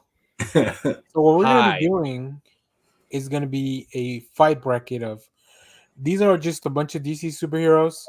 Let me see if I can zoom in for you guys to take a look. I want you guys to at least just look at the full roster before we get into it a little bit. Just so you can kind of start thinking. But we'll each, we'll pair them off. We'll pick a winner. Each, as I mentioned at the beginning of the show, each one of us is gonna have like a veto power of like, no, I want this other person to win or whatever on the first round. So let's just kind of get going on this, and then we'll see how, we'll do it as it goes. So we'll use matchup mode, and I think we're gonna start with this first matchup, which appears to be Impulse and Batman. Bruce Wayne, I'm assuming. I mean, come on. It's Batman. Yeah. Okay, good. I thought he's going to be gonna troll me. Batman is going to be a Final Four character. Yeah. Okay, everybody. I assume everybody's Batman. I almost wanted to use my veto power just out of spite. Save it. I've got to save it. I'm not going to waste it on Impulse. Yeah. I'd at least use it on Matter Eating Lad. Yeah. Don't impulsively use your veto power. I guess also for more viewers, we kind of like, this is just a random list and it's kind of shuffled around. So like, I don't know. There's no logic behind it as to like, there's no top seeds or anything like that to make sure that we don't get like a Superman Batman matchup on the first round or something like that. That's what I was worried about. It looks like it's not going to happen, at least not in the first round. So we'll see. So I mean, it feels seated after that first choice, though. Yeah, I think a little bit. Yeah, that's good. All right. Sorry, Bart fans. All two of them. What is he? What is this expression? That's not from the future. No, Max Mercury.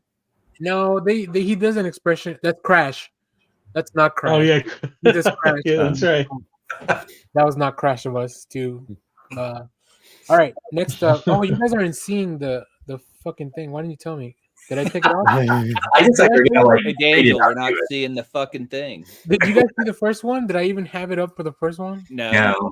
But we know who Batman is, though. I think I'm familiar with the character. You just believe me that it was Impulse and Batman? We did. That's a lot of trust. Thank you, guys. You're welcome. All right.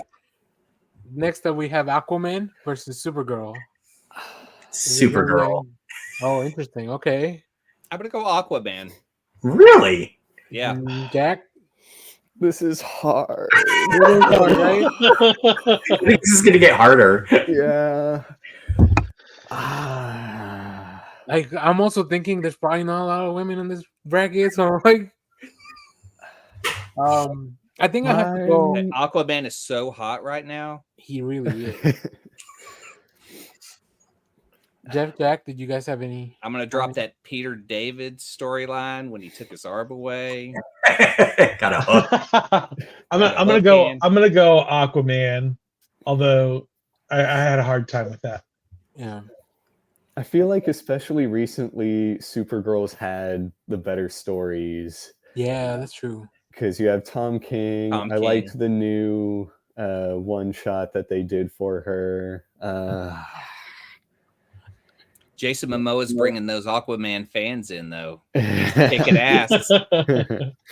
Aquaman's been pretty solid since the New 52, I think, overall. I really love the Dan Abnett run. Yeah.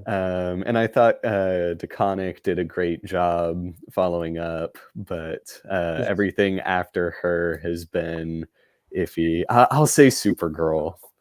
Oh, then I have to break the tie, huh? Oh, man, no. man. Well, I'm gonna go Aquaman. Sorry, Supergirl fans. All right. So I won't be the last one all the time. So like we each have a different tiebreaker. So Clay, you'll go last on this one. This Okay. is Robin, but this is Damian Wayne, I think, Oh, okay. and Wally West. Damian Wayne and Wally West, because of the outfit. That's the Damian outfit, I think. That's not That's not Tim? No. I think the hair doesn't say Tim to me. Okay. No, Yeah, Damien's Yeah. mask has the strong ends, I think. Yeah. It looks like he's got a hood too. And Oh, yeah. Right. Yeah. So we'll start with Jack on this one. So Clay will be the last one. So he'll be the tiebreaker. And we'll just kind of keep going that way. So there's a different tiebreaker just in case. So Jack. As an overall character, I gotta go with Wally. I'm not a Damien hater, but I like Wally more. Okay. Jeff. I'm almost the exact same reasons. Wally. Okay. Josh. Wally. Oh, we may not even get to go. Clay. Wally. Well, I mean, I was gonna pick Wally as well. All right. Well, hey, it's that's an Unanimous. easy one. All right. Sweet for Wally. All right. Oh, Damn. So we'll start with Jeff on this one. Hot girl. Beast Boy. I can't. Even though I praised Beast Boy earlier, I'm gonna go with Hot Girl. Okay. Josh. hot girl. I'm gonna pick Beast Boy just to see what Clay and Jack have to say.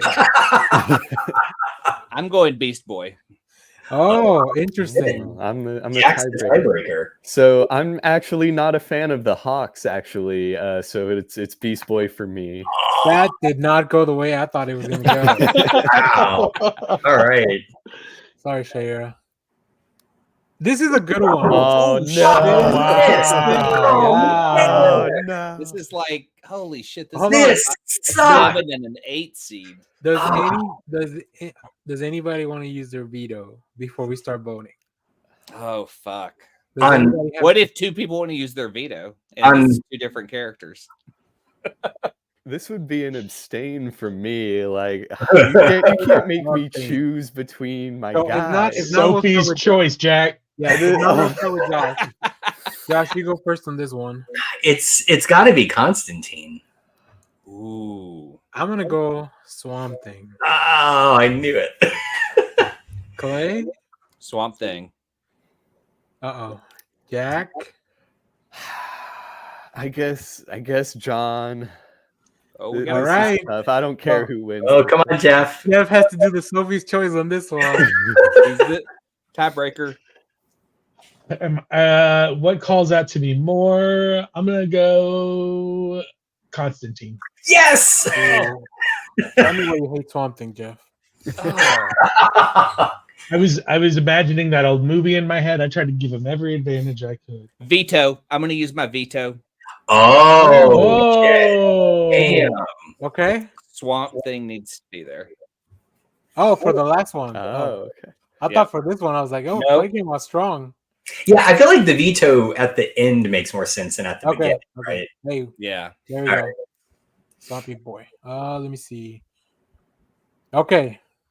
So I guess I'll start on this one. You know, as much as this image makes me want to pick Mr. Miracle, Yeah, it does. I think Batgirl has a way better, like overall, long run, like, you know, yeah, I'm going to go Batgirl.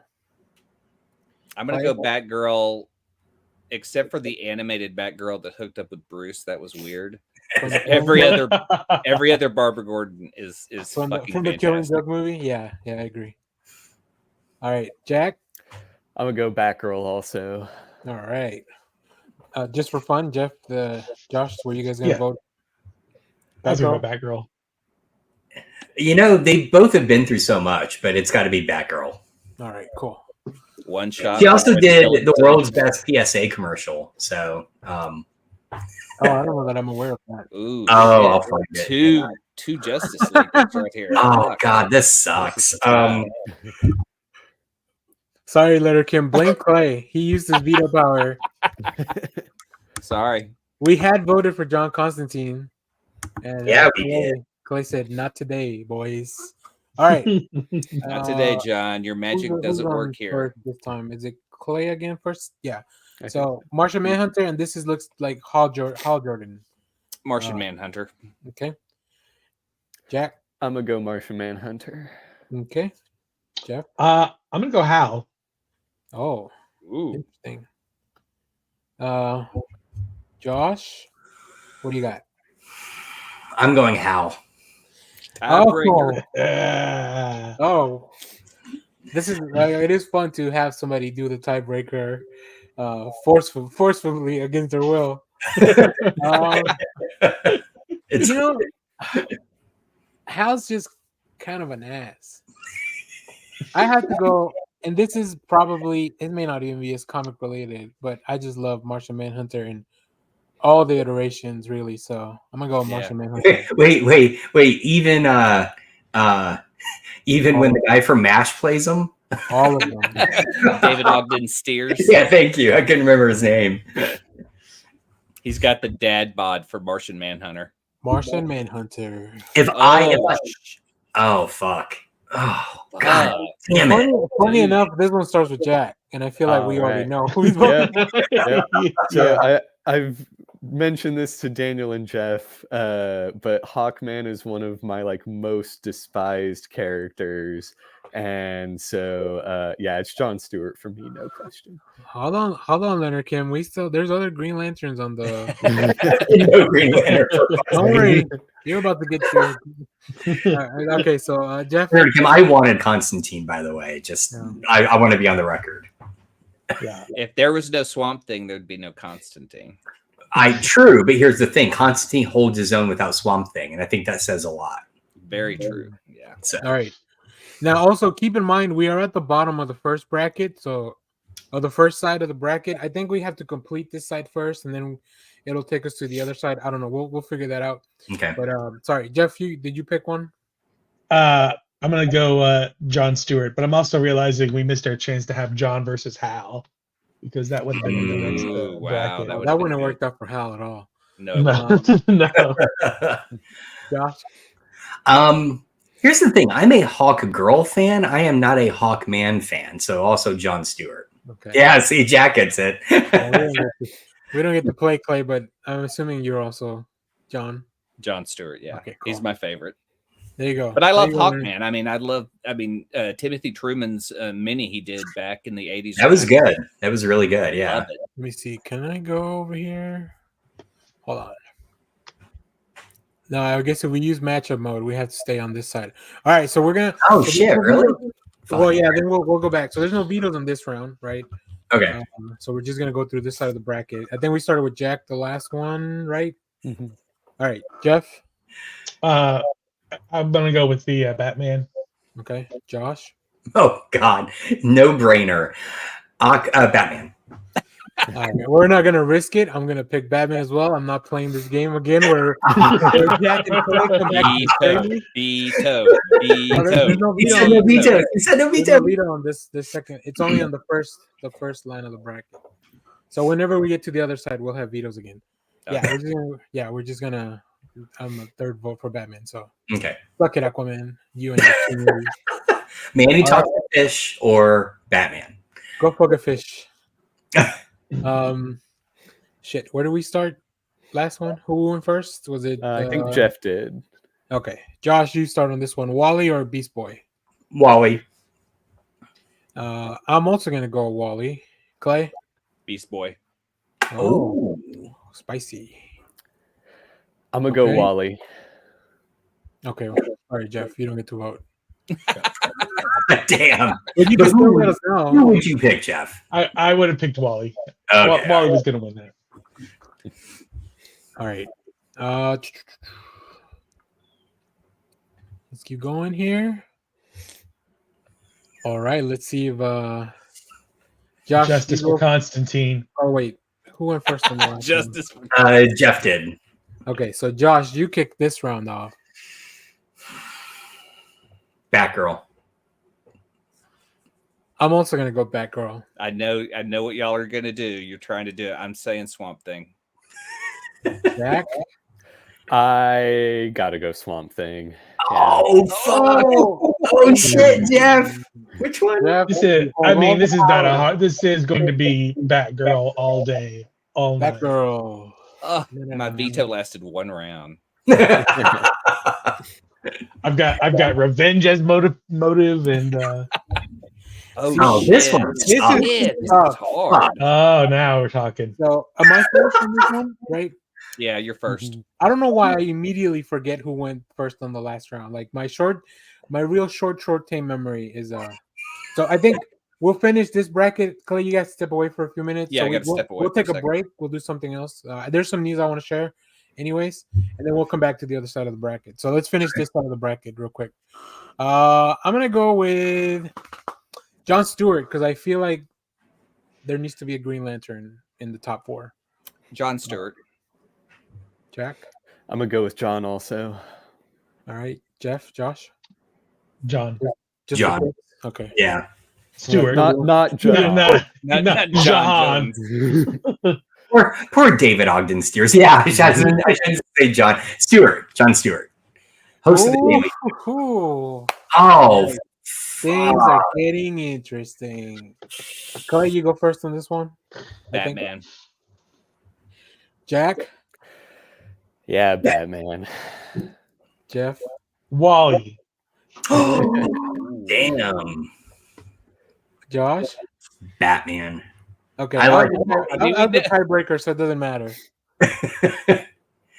But I was also going to pick Batman. I was gonna say If it were Batman and John didn't vote for Constantine, this would be another moment for me. But All right, I feel like this one's tough too.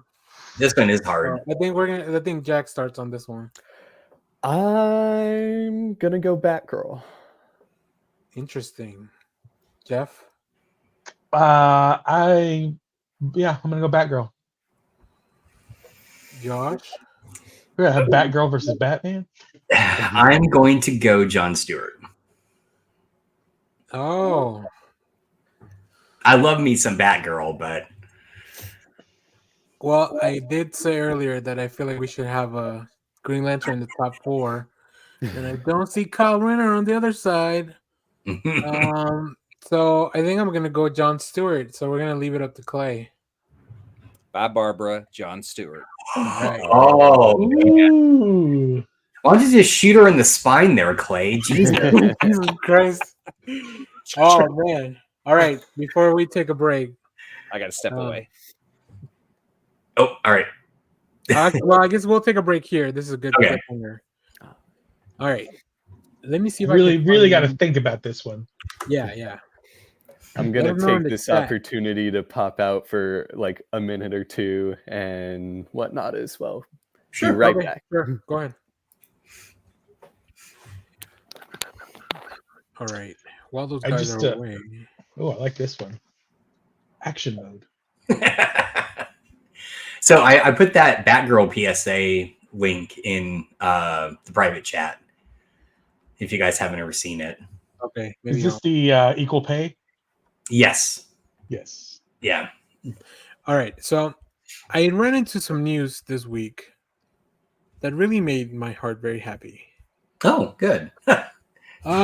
So in an interview with the Hollywood Reporter, Christopher Nolan was talking about superhero films and stuff. You know, they always ask him about that because he did the Batman. And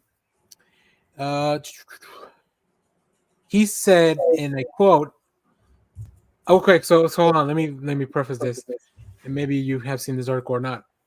There was a movie that Christopher Nolan, that the comic book movie Christopher Nolan said was ahead of its time. Do you guys have any idea? So this is as of 2009, I guess, before he took over. He said there was a comic book adaptation movie that was ahead of its time. Do you guys have any guesses on what movie he was talking about? Howard the Duck. That's an interesting guess. And also a very loose definition of what ahead of its time means, I think. I want to say it Batman 89, but I'm guessing it's probably too far back. Oh, when was this interview? No, I mean, so the film is newer than those two. Okay, the film that we're talking about. Is it Watchmen? Yes. Is it really? Yes. Wow. Quote, I've always believed Watchmen was ahead of its time. The idea of a superhero team which so brilliantly subverts wasn't yet a thing in movies. It would have been fascinating to see it released post-Avengers. This is coming straight from Christopher Nolan, and it just made me very happy because it's like one of my favorite directors talking about another one of my favorite directors. So I wish I had a Watchmen DVD to pull into the screen right now. Oh, I've got one out there. I will say this. I know I rag on Snyder all the time, but watching the full director's cut experience of Watchmen with the animated black, thank you. With that stuff like interspersed, it is a very experimental film. And so Clay, sorry, let me catch you up real quick. We're talking about Christopher Nolan was doing an interview recently, and he was talking about comic book films and superhero stuff, and he mentioned that he always believed that Watchmen was ahead of its time. So that's kind of what we were discussing. It is. I mean, and that's we needed more people to see comic book films to get to that point. That's like recommending Watchmen to a new comic book reader. For them to have it then, I think if Watchmen came out today, even the Snyder version, it would be a bigger deal because more people are into comic book history. That's the other thing he said. He said it would have been fascinating to see that movie released in a post-Avengers. So, Actually, I'm going to step out real quick for just a half second. I need you guys to stop fucking around. Look, I'll be right back. I should have left like 30 seconds ago. I'll be right back. If you leave, there's no vote for you. Now, I do want to point out Leonard Kim has the right answer. I agree with that. That would have been that would have been another guess of mine. I also would have thought Blade, because I feel like that's the movie that kicked off that whole. Jack, did you get what we were talking about? Did you hear what we were talking about? No, I did not.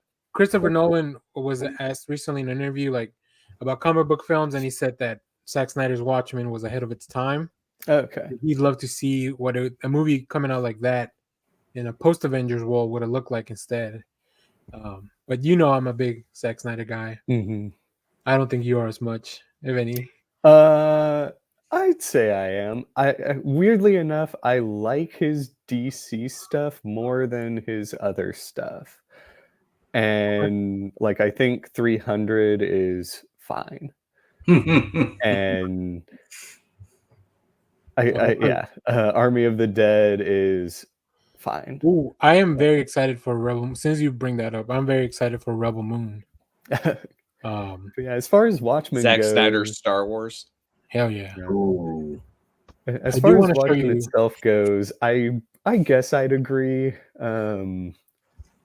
I think he told the story the best way he possibly could, and people complain about the ending, and I'm like, he still got the same ending as the book, despite the fact that it was Dr. Manhattan and not an alien. And so I think that is a cool thing to achieve. Yeah. And so I don't know. As far as could only Zack Snyder tell that story? Yes. I'd say probably not.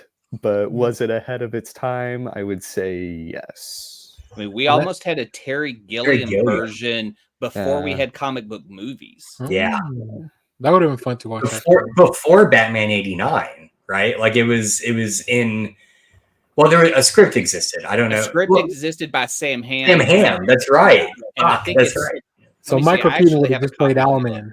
I also did this little short.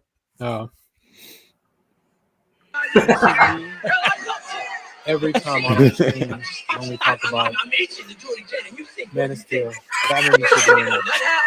Zack Snyder's Justice You're gonna get me to League. stop from doing what I want to do. This well, is then me. I ain't happy. Get it? So that's me when I have to defend Zack Snyder on this show.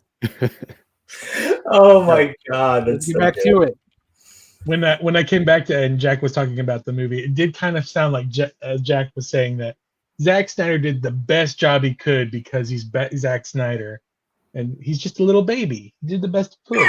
He Same did the best hands. he could with what he knows. That With one, what he Sam's knows. script is from 1989, so all we would have had at that point would have been Oh. Batman 89, then Watchmen, which would have Wow. been terrible. That would not have worked. That would have been terrible. would you believe? a And man plus, can if you've fly? read it and you get to the ending is nothing you've ever seen before. Oh, I do need to read it then. I've never read the whole thing, so I'm gonna go track that down. Hang on.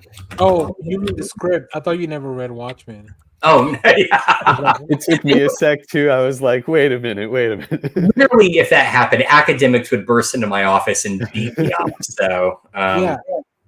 At that point, he had done Dawn of the Dead. He had done 300, and right before Watchmen, he directed the My Chemical Romance video. So, like, come on, he was ready for Watchmen. All right, let's get back to it. I forgot. I don't know who's first. I think I was the tiebreaker for the last one, and then Clay. For Yes, John, you were. so yeah. So the Clay's. tiebreaker should be Jeff. So Josh should go first. Oh, okay. And Mike got killed. I was the tiebreaker. God damn it. You were the tiebreaker for John, right? Yes. Jeff was. I Right? thought I was. No, yeah, you. Yeah, it was. Yeah, Oh, so it okay. should be you, Josh. So Jeff's the next tiebreaker. So it's you, Josh. So I go first. Yes. Yes. I hate this game. This is I'm gonna go. I have to go with Batman. I have to go with Batman. I'm sorry. All right. Oh wait, I put us out of order. That's why everything was weird. Ah, okay. I think I was above Jeff.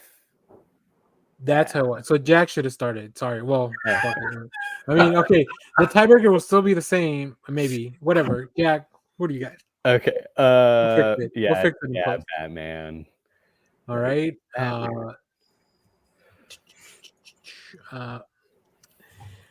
Jeff, who do you got?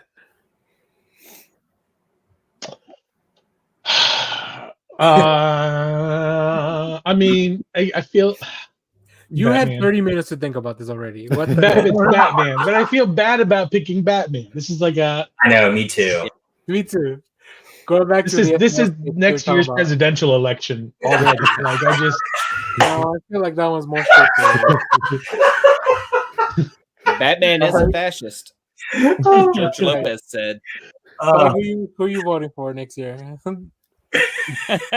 Oh wow! This is how we should decide. This is how we should have. This is how president should be picked. A 64-person bracket. I'm going Batman. Okay, yeah, me too. Clean sweep. Great. All right, this is all going according to plan. All right, we're on the other side of the bracket now, so everybody's got their vetoes back except Clay. He already used his on something, wasted it. Totally thrown away. So let me go through real quick a little refresher of who you guys can see kind of who's left.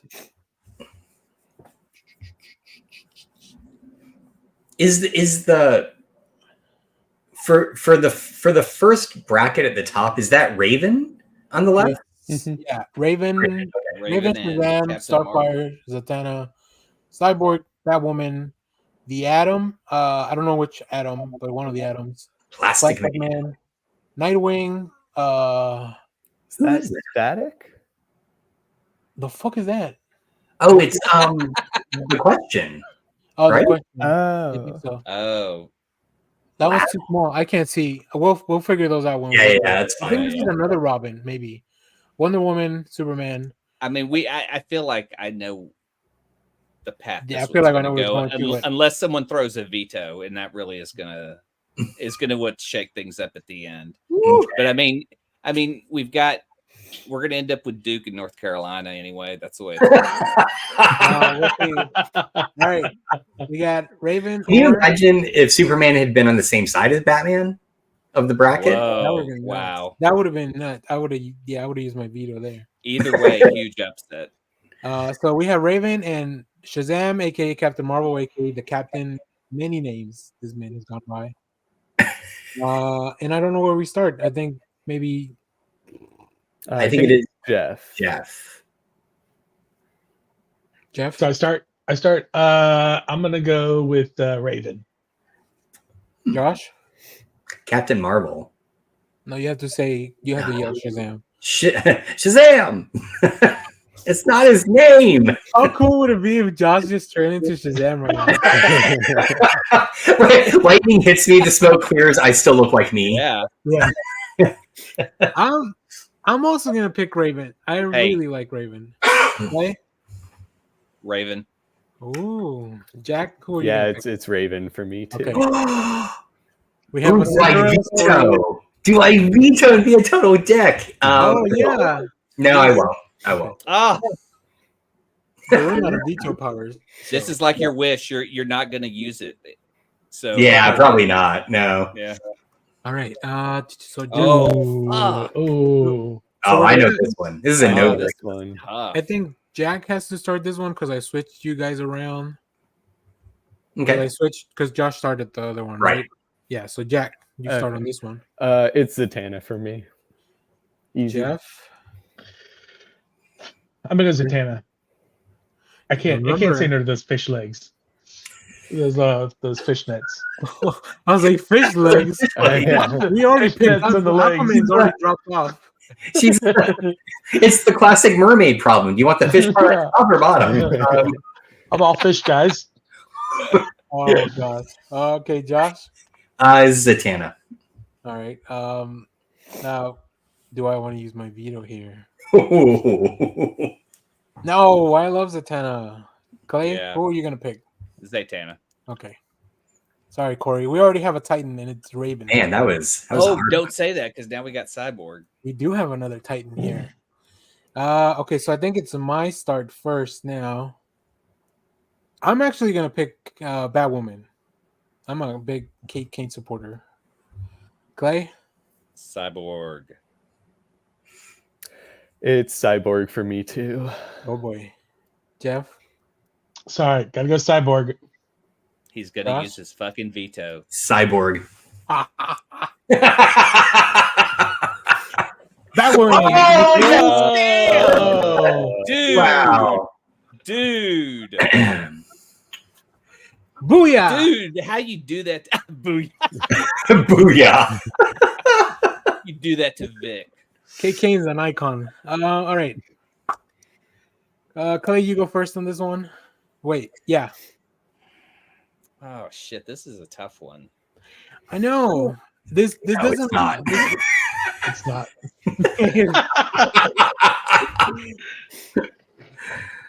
But I do like Ray as the Atom, so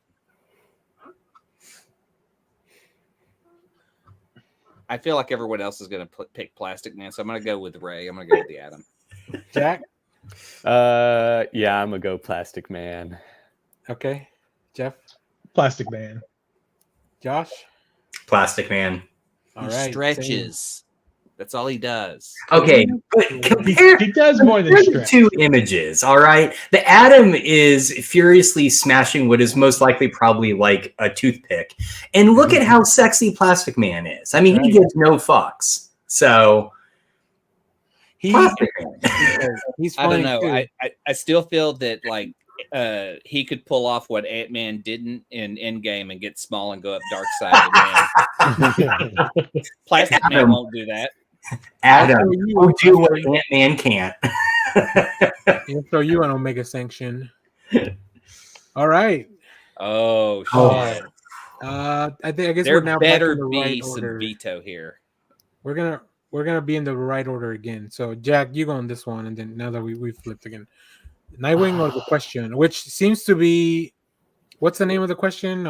Vic Sage. Vic Sage, right? Yeah, That is Vic Sage too, and not Renee Montoya. right. I You know what to actually gotta go Vic Sage. Yeah. Oh, interesting, Jeff. No, I'm going Nightwing. Okay. Josh. The question, Sage. Vic over Dick.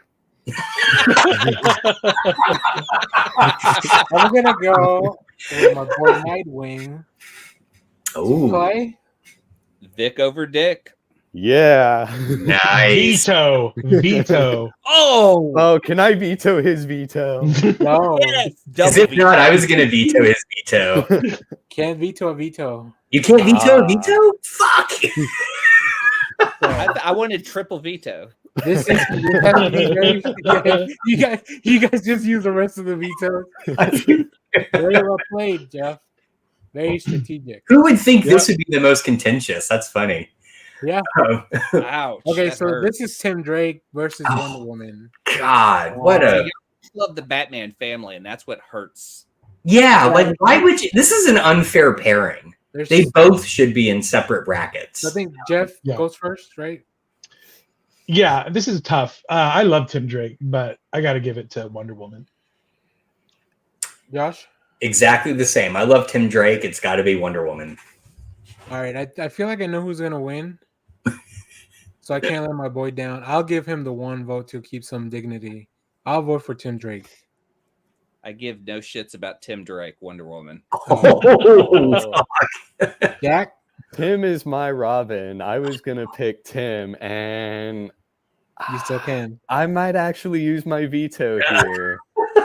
It was wasted. You realize we're also setting up a Nightwing Tim Drake on the next round. If you do that. I have a favorite Robin, and so All right, so veto. yeah, do it. yeah. He's an Amazonian. He's like a second tier sidekick. This isn't a fight. Don't be disinterested. Oh man, I didn't realize that was great. All right. Do I think this one? Who starts? Jeff again or Josh? I lost track again. You guys need to help me with this part. Who goes first? Oh no, Josh goes first. I think Josh. Jack was the Yeah. tiebreaker. Yeah. I am going Dr. Fate. Now remember, only Josh has a veto left. Just FYI.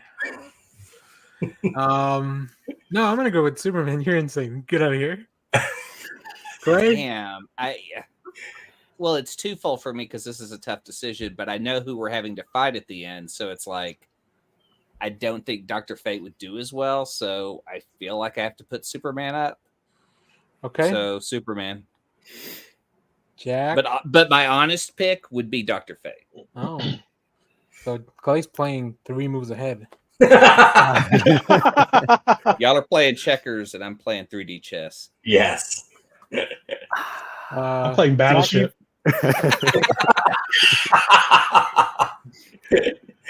I might actually have to go with Dr. Fate on this one.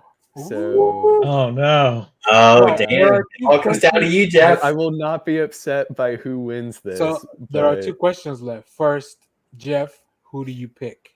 Who do I pick? I love Dr. Fate. I love the Dr. Fate helmet. He was one of the first action figures I ever owned. The same. Superman, however, is Superman, the first superhero ever. I got to go with Superman. Now, the other question is, Josh. I will veto. I think it's going to be a more interesting pairing if we don't have Superman Batman at the end. Yeah, that's true, but it's God. We're gonna get fucking canceled off the internet for not letting Superman go. We just went from Duke, North Carolina to Duke Gonzaga. All right. I mean, look, I got nothing against Superman, but if you made me pick, would I rather read a Dr. Fate story, a Superman story? I'm picking fucking Dr. Fate. So he also has a cooler costume. But what if it were bad art? I'd still read it. No, and not the new 50. No, not new 52. Not 0 Hour Dr. Fate. Fuck that guy. So this is Barry versus Ollie. This is rough. This is what asshole put this together for me. So I think I start with this one, right? I think so. I'm gonna pick Barry. Clay, Ollie. Jack. Yeah, it's Ollie for me. Ooh, Jeff. It's Ollie all day. Oh, damn it! Josh, who are you gonna pick, Barry? Barry. Well, you wasted your You veto on the mean last one. Sorry. boring? It was worth it. It was worth it. I will accept the hate mail. Josh is now the man who took down Superman. It's me and what's his face? Yeah, Doomsday. Okay. All right. So Clay, we start with you on this one. Shit, this is tough. Fuck. Two magic ladies. I know, and I really love. They're both so good. And Yeah, but only one of them is the daughter of Trigun. I Well, I guess know. as far He as has we great know. stories. Zatanna has fucking great stories going back to Silver Age. Zatanna. Jack. Zatanna. Ooh, Jeff. Fish legs or Raven? Fish legs No, or Fish legs. Raven? I don't know what comics you read with Zatanna. He does not. I'm have gonna go. fish legs. I'm gonna go Raven just to throw the wrench. All right, Josh. Zatanna. All right. Well, I was gonna pick Raven, so. Oh, Come on. Jack, you start with this one. Okay. I will admit there were too many members of the Bat Family on this one. Yes. bracket. yeah, I agree. We may need to do a revisit where we pick a little bit more, or maybe we leave Batman out. Maybe we leave like the Trinity out or something. Leave like the that. Trinity out. Or maybe the I would founders of the say Justice League. We leave them out. Justice League founders out.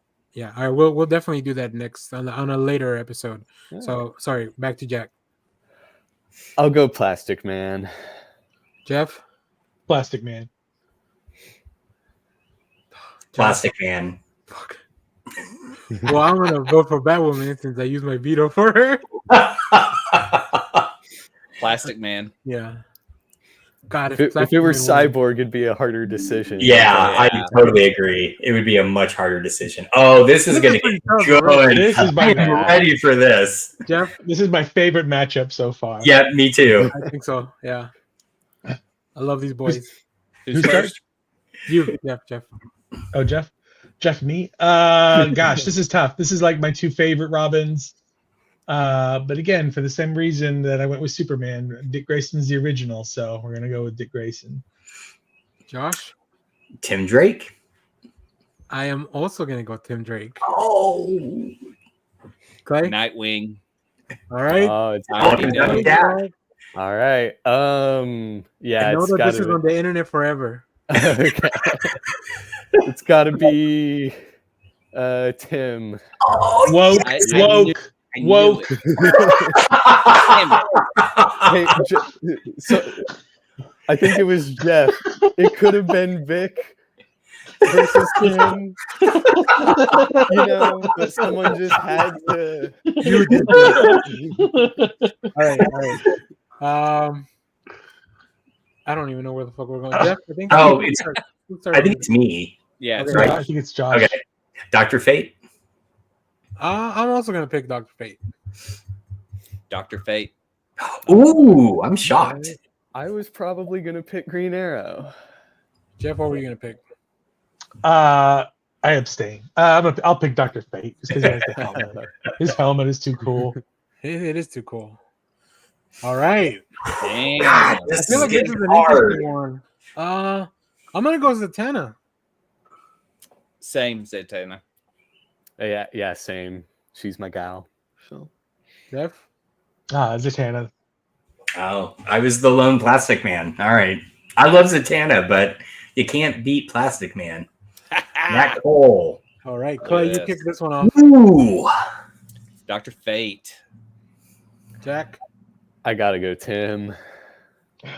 Jeff. I'm gonna go Tim Drake. I'm going Dr. Fate. Tiebreaker. Tiebreaker. Don't you do it. Don't do it. Don't. He's doing it. He's doing it. Let's do it. Tim. All Yeah. right. Oh, Now fuck. this We have one. just become a Batman podcast. I'm okay with that. I'm okay with that. That works out. All right. So I was the tiebreaker. So Jack, you kick this one off. Whoever wins this goes on to face Batman. That's right. I think so. Okay, yeah. That's what I gotta go with Zatanna on this one. Jeff. Wow, Jack, this was like your Sophie's choice. I feel like. Yeah, these are like easily some of my top 5 characters, and my love for Zatanna. I would just like to point this out real quick. The only issue of Hawkman that I own is Hawkman #4, which is Zatanna's first appearance, and it's because my love for her outweighs my hatred for Hawkman. So I gotta go with Zatanna. Cool. All right, Jeff. I'm gonna go Tim Drake. Ooh, Josh. Zatanna. So that's 3, right? Wait, no, 2. 2 for I'm Zatanna, 1 for Tim. Yeah. Yeah. I'm gonna pick one character, but I feel like I know where this is gonna go because Clay's next. So I'm gonna pick Tim just because I love my boy. But Clay, Zatanna. yeah. Oh man, And here we are. this is the matchup I was hoping for. I mean, come on. Here's the thing, though. Okay, think about this as in a true fight. Batman will have planned 10 steps ahead. Zatanna is a chaos agent. That's You- I like Batman knows Zatanna very well, though. Very well. Very well. Read Batman the Night. You'll see how well they know each other. The night is alright. very I forgot who good. starts. Jeff starts. Jeff. Zatanna. I just can't do it, Batman. I just can't do it. I'm kind of going with my argument. I think Zatanna is gonna wipe the floor with I hate Bruce you guys. and then kiss him. Well, I'm gonna go Batman, I'm going Batman. but I feel I'll leave it up to me. Yes. Special guest. Welcome. Worked out perfectly. I don't like this game. very important question in the chat. Do you or do you not support Batman? True. Chaos or fascism? Oh man. Hey, he So- also does some hell, he has charities all Who I over. like better than realistically? If you hadn't vetoed Dick, this might have been going. This might have ended differently. Well, if it were Dick here, then it'd be a lot easier for me to choose. Yeah, I feel. By the so. way, find quotes. The podcast, and if you hadn't vetoed Dick, is now my quote for the end of the podcast. I still like Vic over Dick, but if it's who I like better, then realistically it would be Batman, just because I've read so much Batman. That's the toughest part. Is there's so much Batman Yeah, content that's that the even the other stuff thing. you don't like, you just forget about. Yeah. As far as who would win, I would say Zatanna, though. That's not the question here. What are we doing? But you could take any argument you have Exactly. in its place. It could just be out of pure Yeah. love. Mhm. That was just my Or pure argument. hate. You know. I have the bat symbol tattooed on my body, and I don't Nice. have anything for Zatanna, but I'm still, just to change it up, going to pick Zatanna. Oh, we are getting off the internet. This is amazing. I love it. This Jack is weird is never because welcome I on have this podcast. fishnets tattooed on me. I picked Batman. Jack, you're never welcome on this podcast ever again. I'm on for one episode and generate enough chaos to It's get perfection. kicked off. Did it- Chef Does kiss. that work? What's Y'all were going the on here? ones who made me choose between them. Okay. Well, there you have it. Zatanna somehow is our winner. Yep. All right, James Gunn. Take notes. Look at that You path, and though. Tyler, Look at bitch. who she defeated along the way, though. Yeah, There are some fan favorites in there. That's right. that's amazing. Wow. Amazing. Well, this was This is a lot of fun. I think we will definitely do something like this again. I think Yeah. we got to do a villains one, of course. We got to do Marvel. We Yeah. got to do Yep. without the founding members of the league. Explore a little bit deeper. So we'll try to. Well, I mean, we can all build some stuff out. So we'll definitely revisit this topic. But for now, Zatanna is a winner. Zatanna, the best superhero on DC. DC Yep. Comics. Right. All There's our time. Zatanna series. Right, exactly. Well, good thing we don't have any trailers this week. We'll very quickly do recommendations and get out of here because we're running pretty long already. Josh, I'm gonna throw it to you first. Yeah, mine is actually a humble bundle I have been hoping for years. My great what I'm surprised has not gotten my nerd cred card taken away is I've only ever read the first volume of Hellboy. And Humble Bundle rolled out just like 2 days ago a Hellboy comic bundle. $18, you get 35 volumes of Hellboy. Well, I say volumes. It's volumes 1 through 12 of the original book. It is, I guess I'm not showing the screen. Oh, there it is. I got it. Thanks. It is Hellboy in the BRPD. It has some one-shots in there. I mean, look, holiday time, Krampus knocked all the winter specials. Anyway, this is a no-brainer. I'm definitely going to pick this up so I can finally dive into the rest of Hellboy. Very cool. Very cool. Yep. All right. Clay, what do you got? The books that we got to preview were fantastic. Our Bones Dust. I absolutely It feels weird to love. say. It is hard to say, yeah. It just like Josh described it. It was this weird art style that was like part would you say bones and heavy metal as far as the aesthetic of it's like Mobius and Mobius. Jeff Smith, yeah. And the thing about Crave that I love the most is like this idea of this social media that grants you a wish, kind of. So it's almost has that 8 billion genies type idea to it. But the fact that a lot of social media that's marketed towards teens and kids, like when you get old like me, when you're old as hell, you realize capitalism doesn't give a shit about you anymore. They don't market anything towards you. So you see these things and you kind of are an outside observer. So when you see like social media that's marketed just for kids, it's really kind of unsettling because the mental damage that social media can do. And to give kids the wild idea of wishing for whatever they crave is insanity, because take the concept of 8 billion genies and put it in this, but say everyone under the age of 18 has one wish. Amazing. And the art's fantastic. The art is really beautiful. It is really good, yeah. Yep. Don't use the app. Yeah. Don't read it in public either. Oh yeah. right. Don't page through it at your local comic shop. All right. Jeff, what do you got? This week coming out in comic stores is the Batman Santa Claus Silent Night mini series. I think it's like 3 issues long.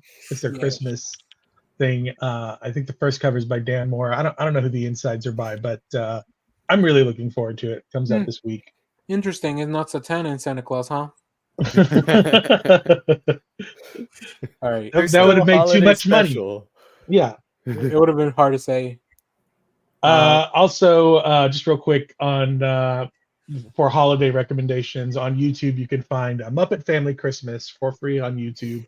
It's an old, I think it's from 1986, a Jim Henson Christmas special, but it has the Muppets, the Sesame Street monsters, and the Fraggles all in it. So you're never going to see this aired anywhere because not all those licenses go together anymore. You can find it on YouTube, and it's great. You should everybody should watch it if you love Muppets.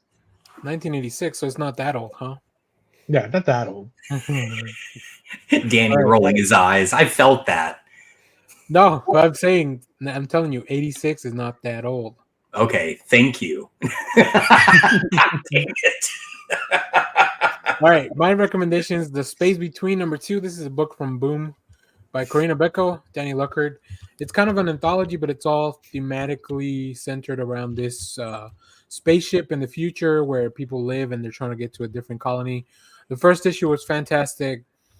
Each issue takes place within a different generation of the ship. So, like, even though it's anthology style, I feel like some of the things that happen in the subsequent issue or the prior issues are going to affect the subsequent issues.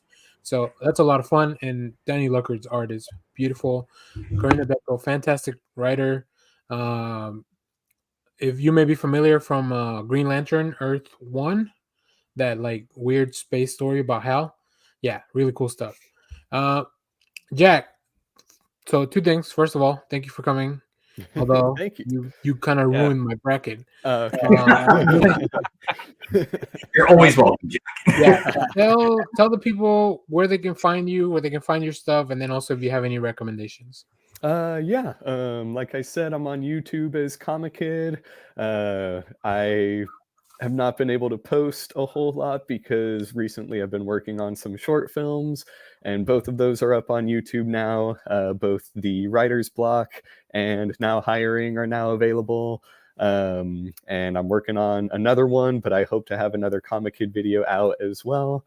And so, yeah, that's just where you can find me. And then as far as stuff I would recommend, I'm not aware of what's coming up next week just because I was so buried in inventory this week that I haven't had a chance to look. Jack thinks 3 months ahead because he's got to order like yes. Right. I'm like, what did I order this week? Because that's on FOC and not what's coming out. But a general recommendation that I just love to talk about is Four Kids Walk Into a Bank. I'm not sure if y'all have discussed that on the podcast already or not, but that is just one of my all-time favorites. I think it's got something for everyone, and I could not give it a higher score. Like, very few books I'd say are 10 out of 10, and that is one for me. Yep. Cool. Also, if you're in the DFW area and want to come read a book with us, the comic book club, we're doing Superman Smashes the Klan, which I gotta read the last part of that. So very excited to talk about it. I'm very excited to talk about it as well. Really cool book. So, and then Jack mentioned film, so I have to throw this up there. Walker told me I have AIDS.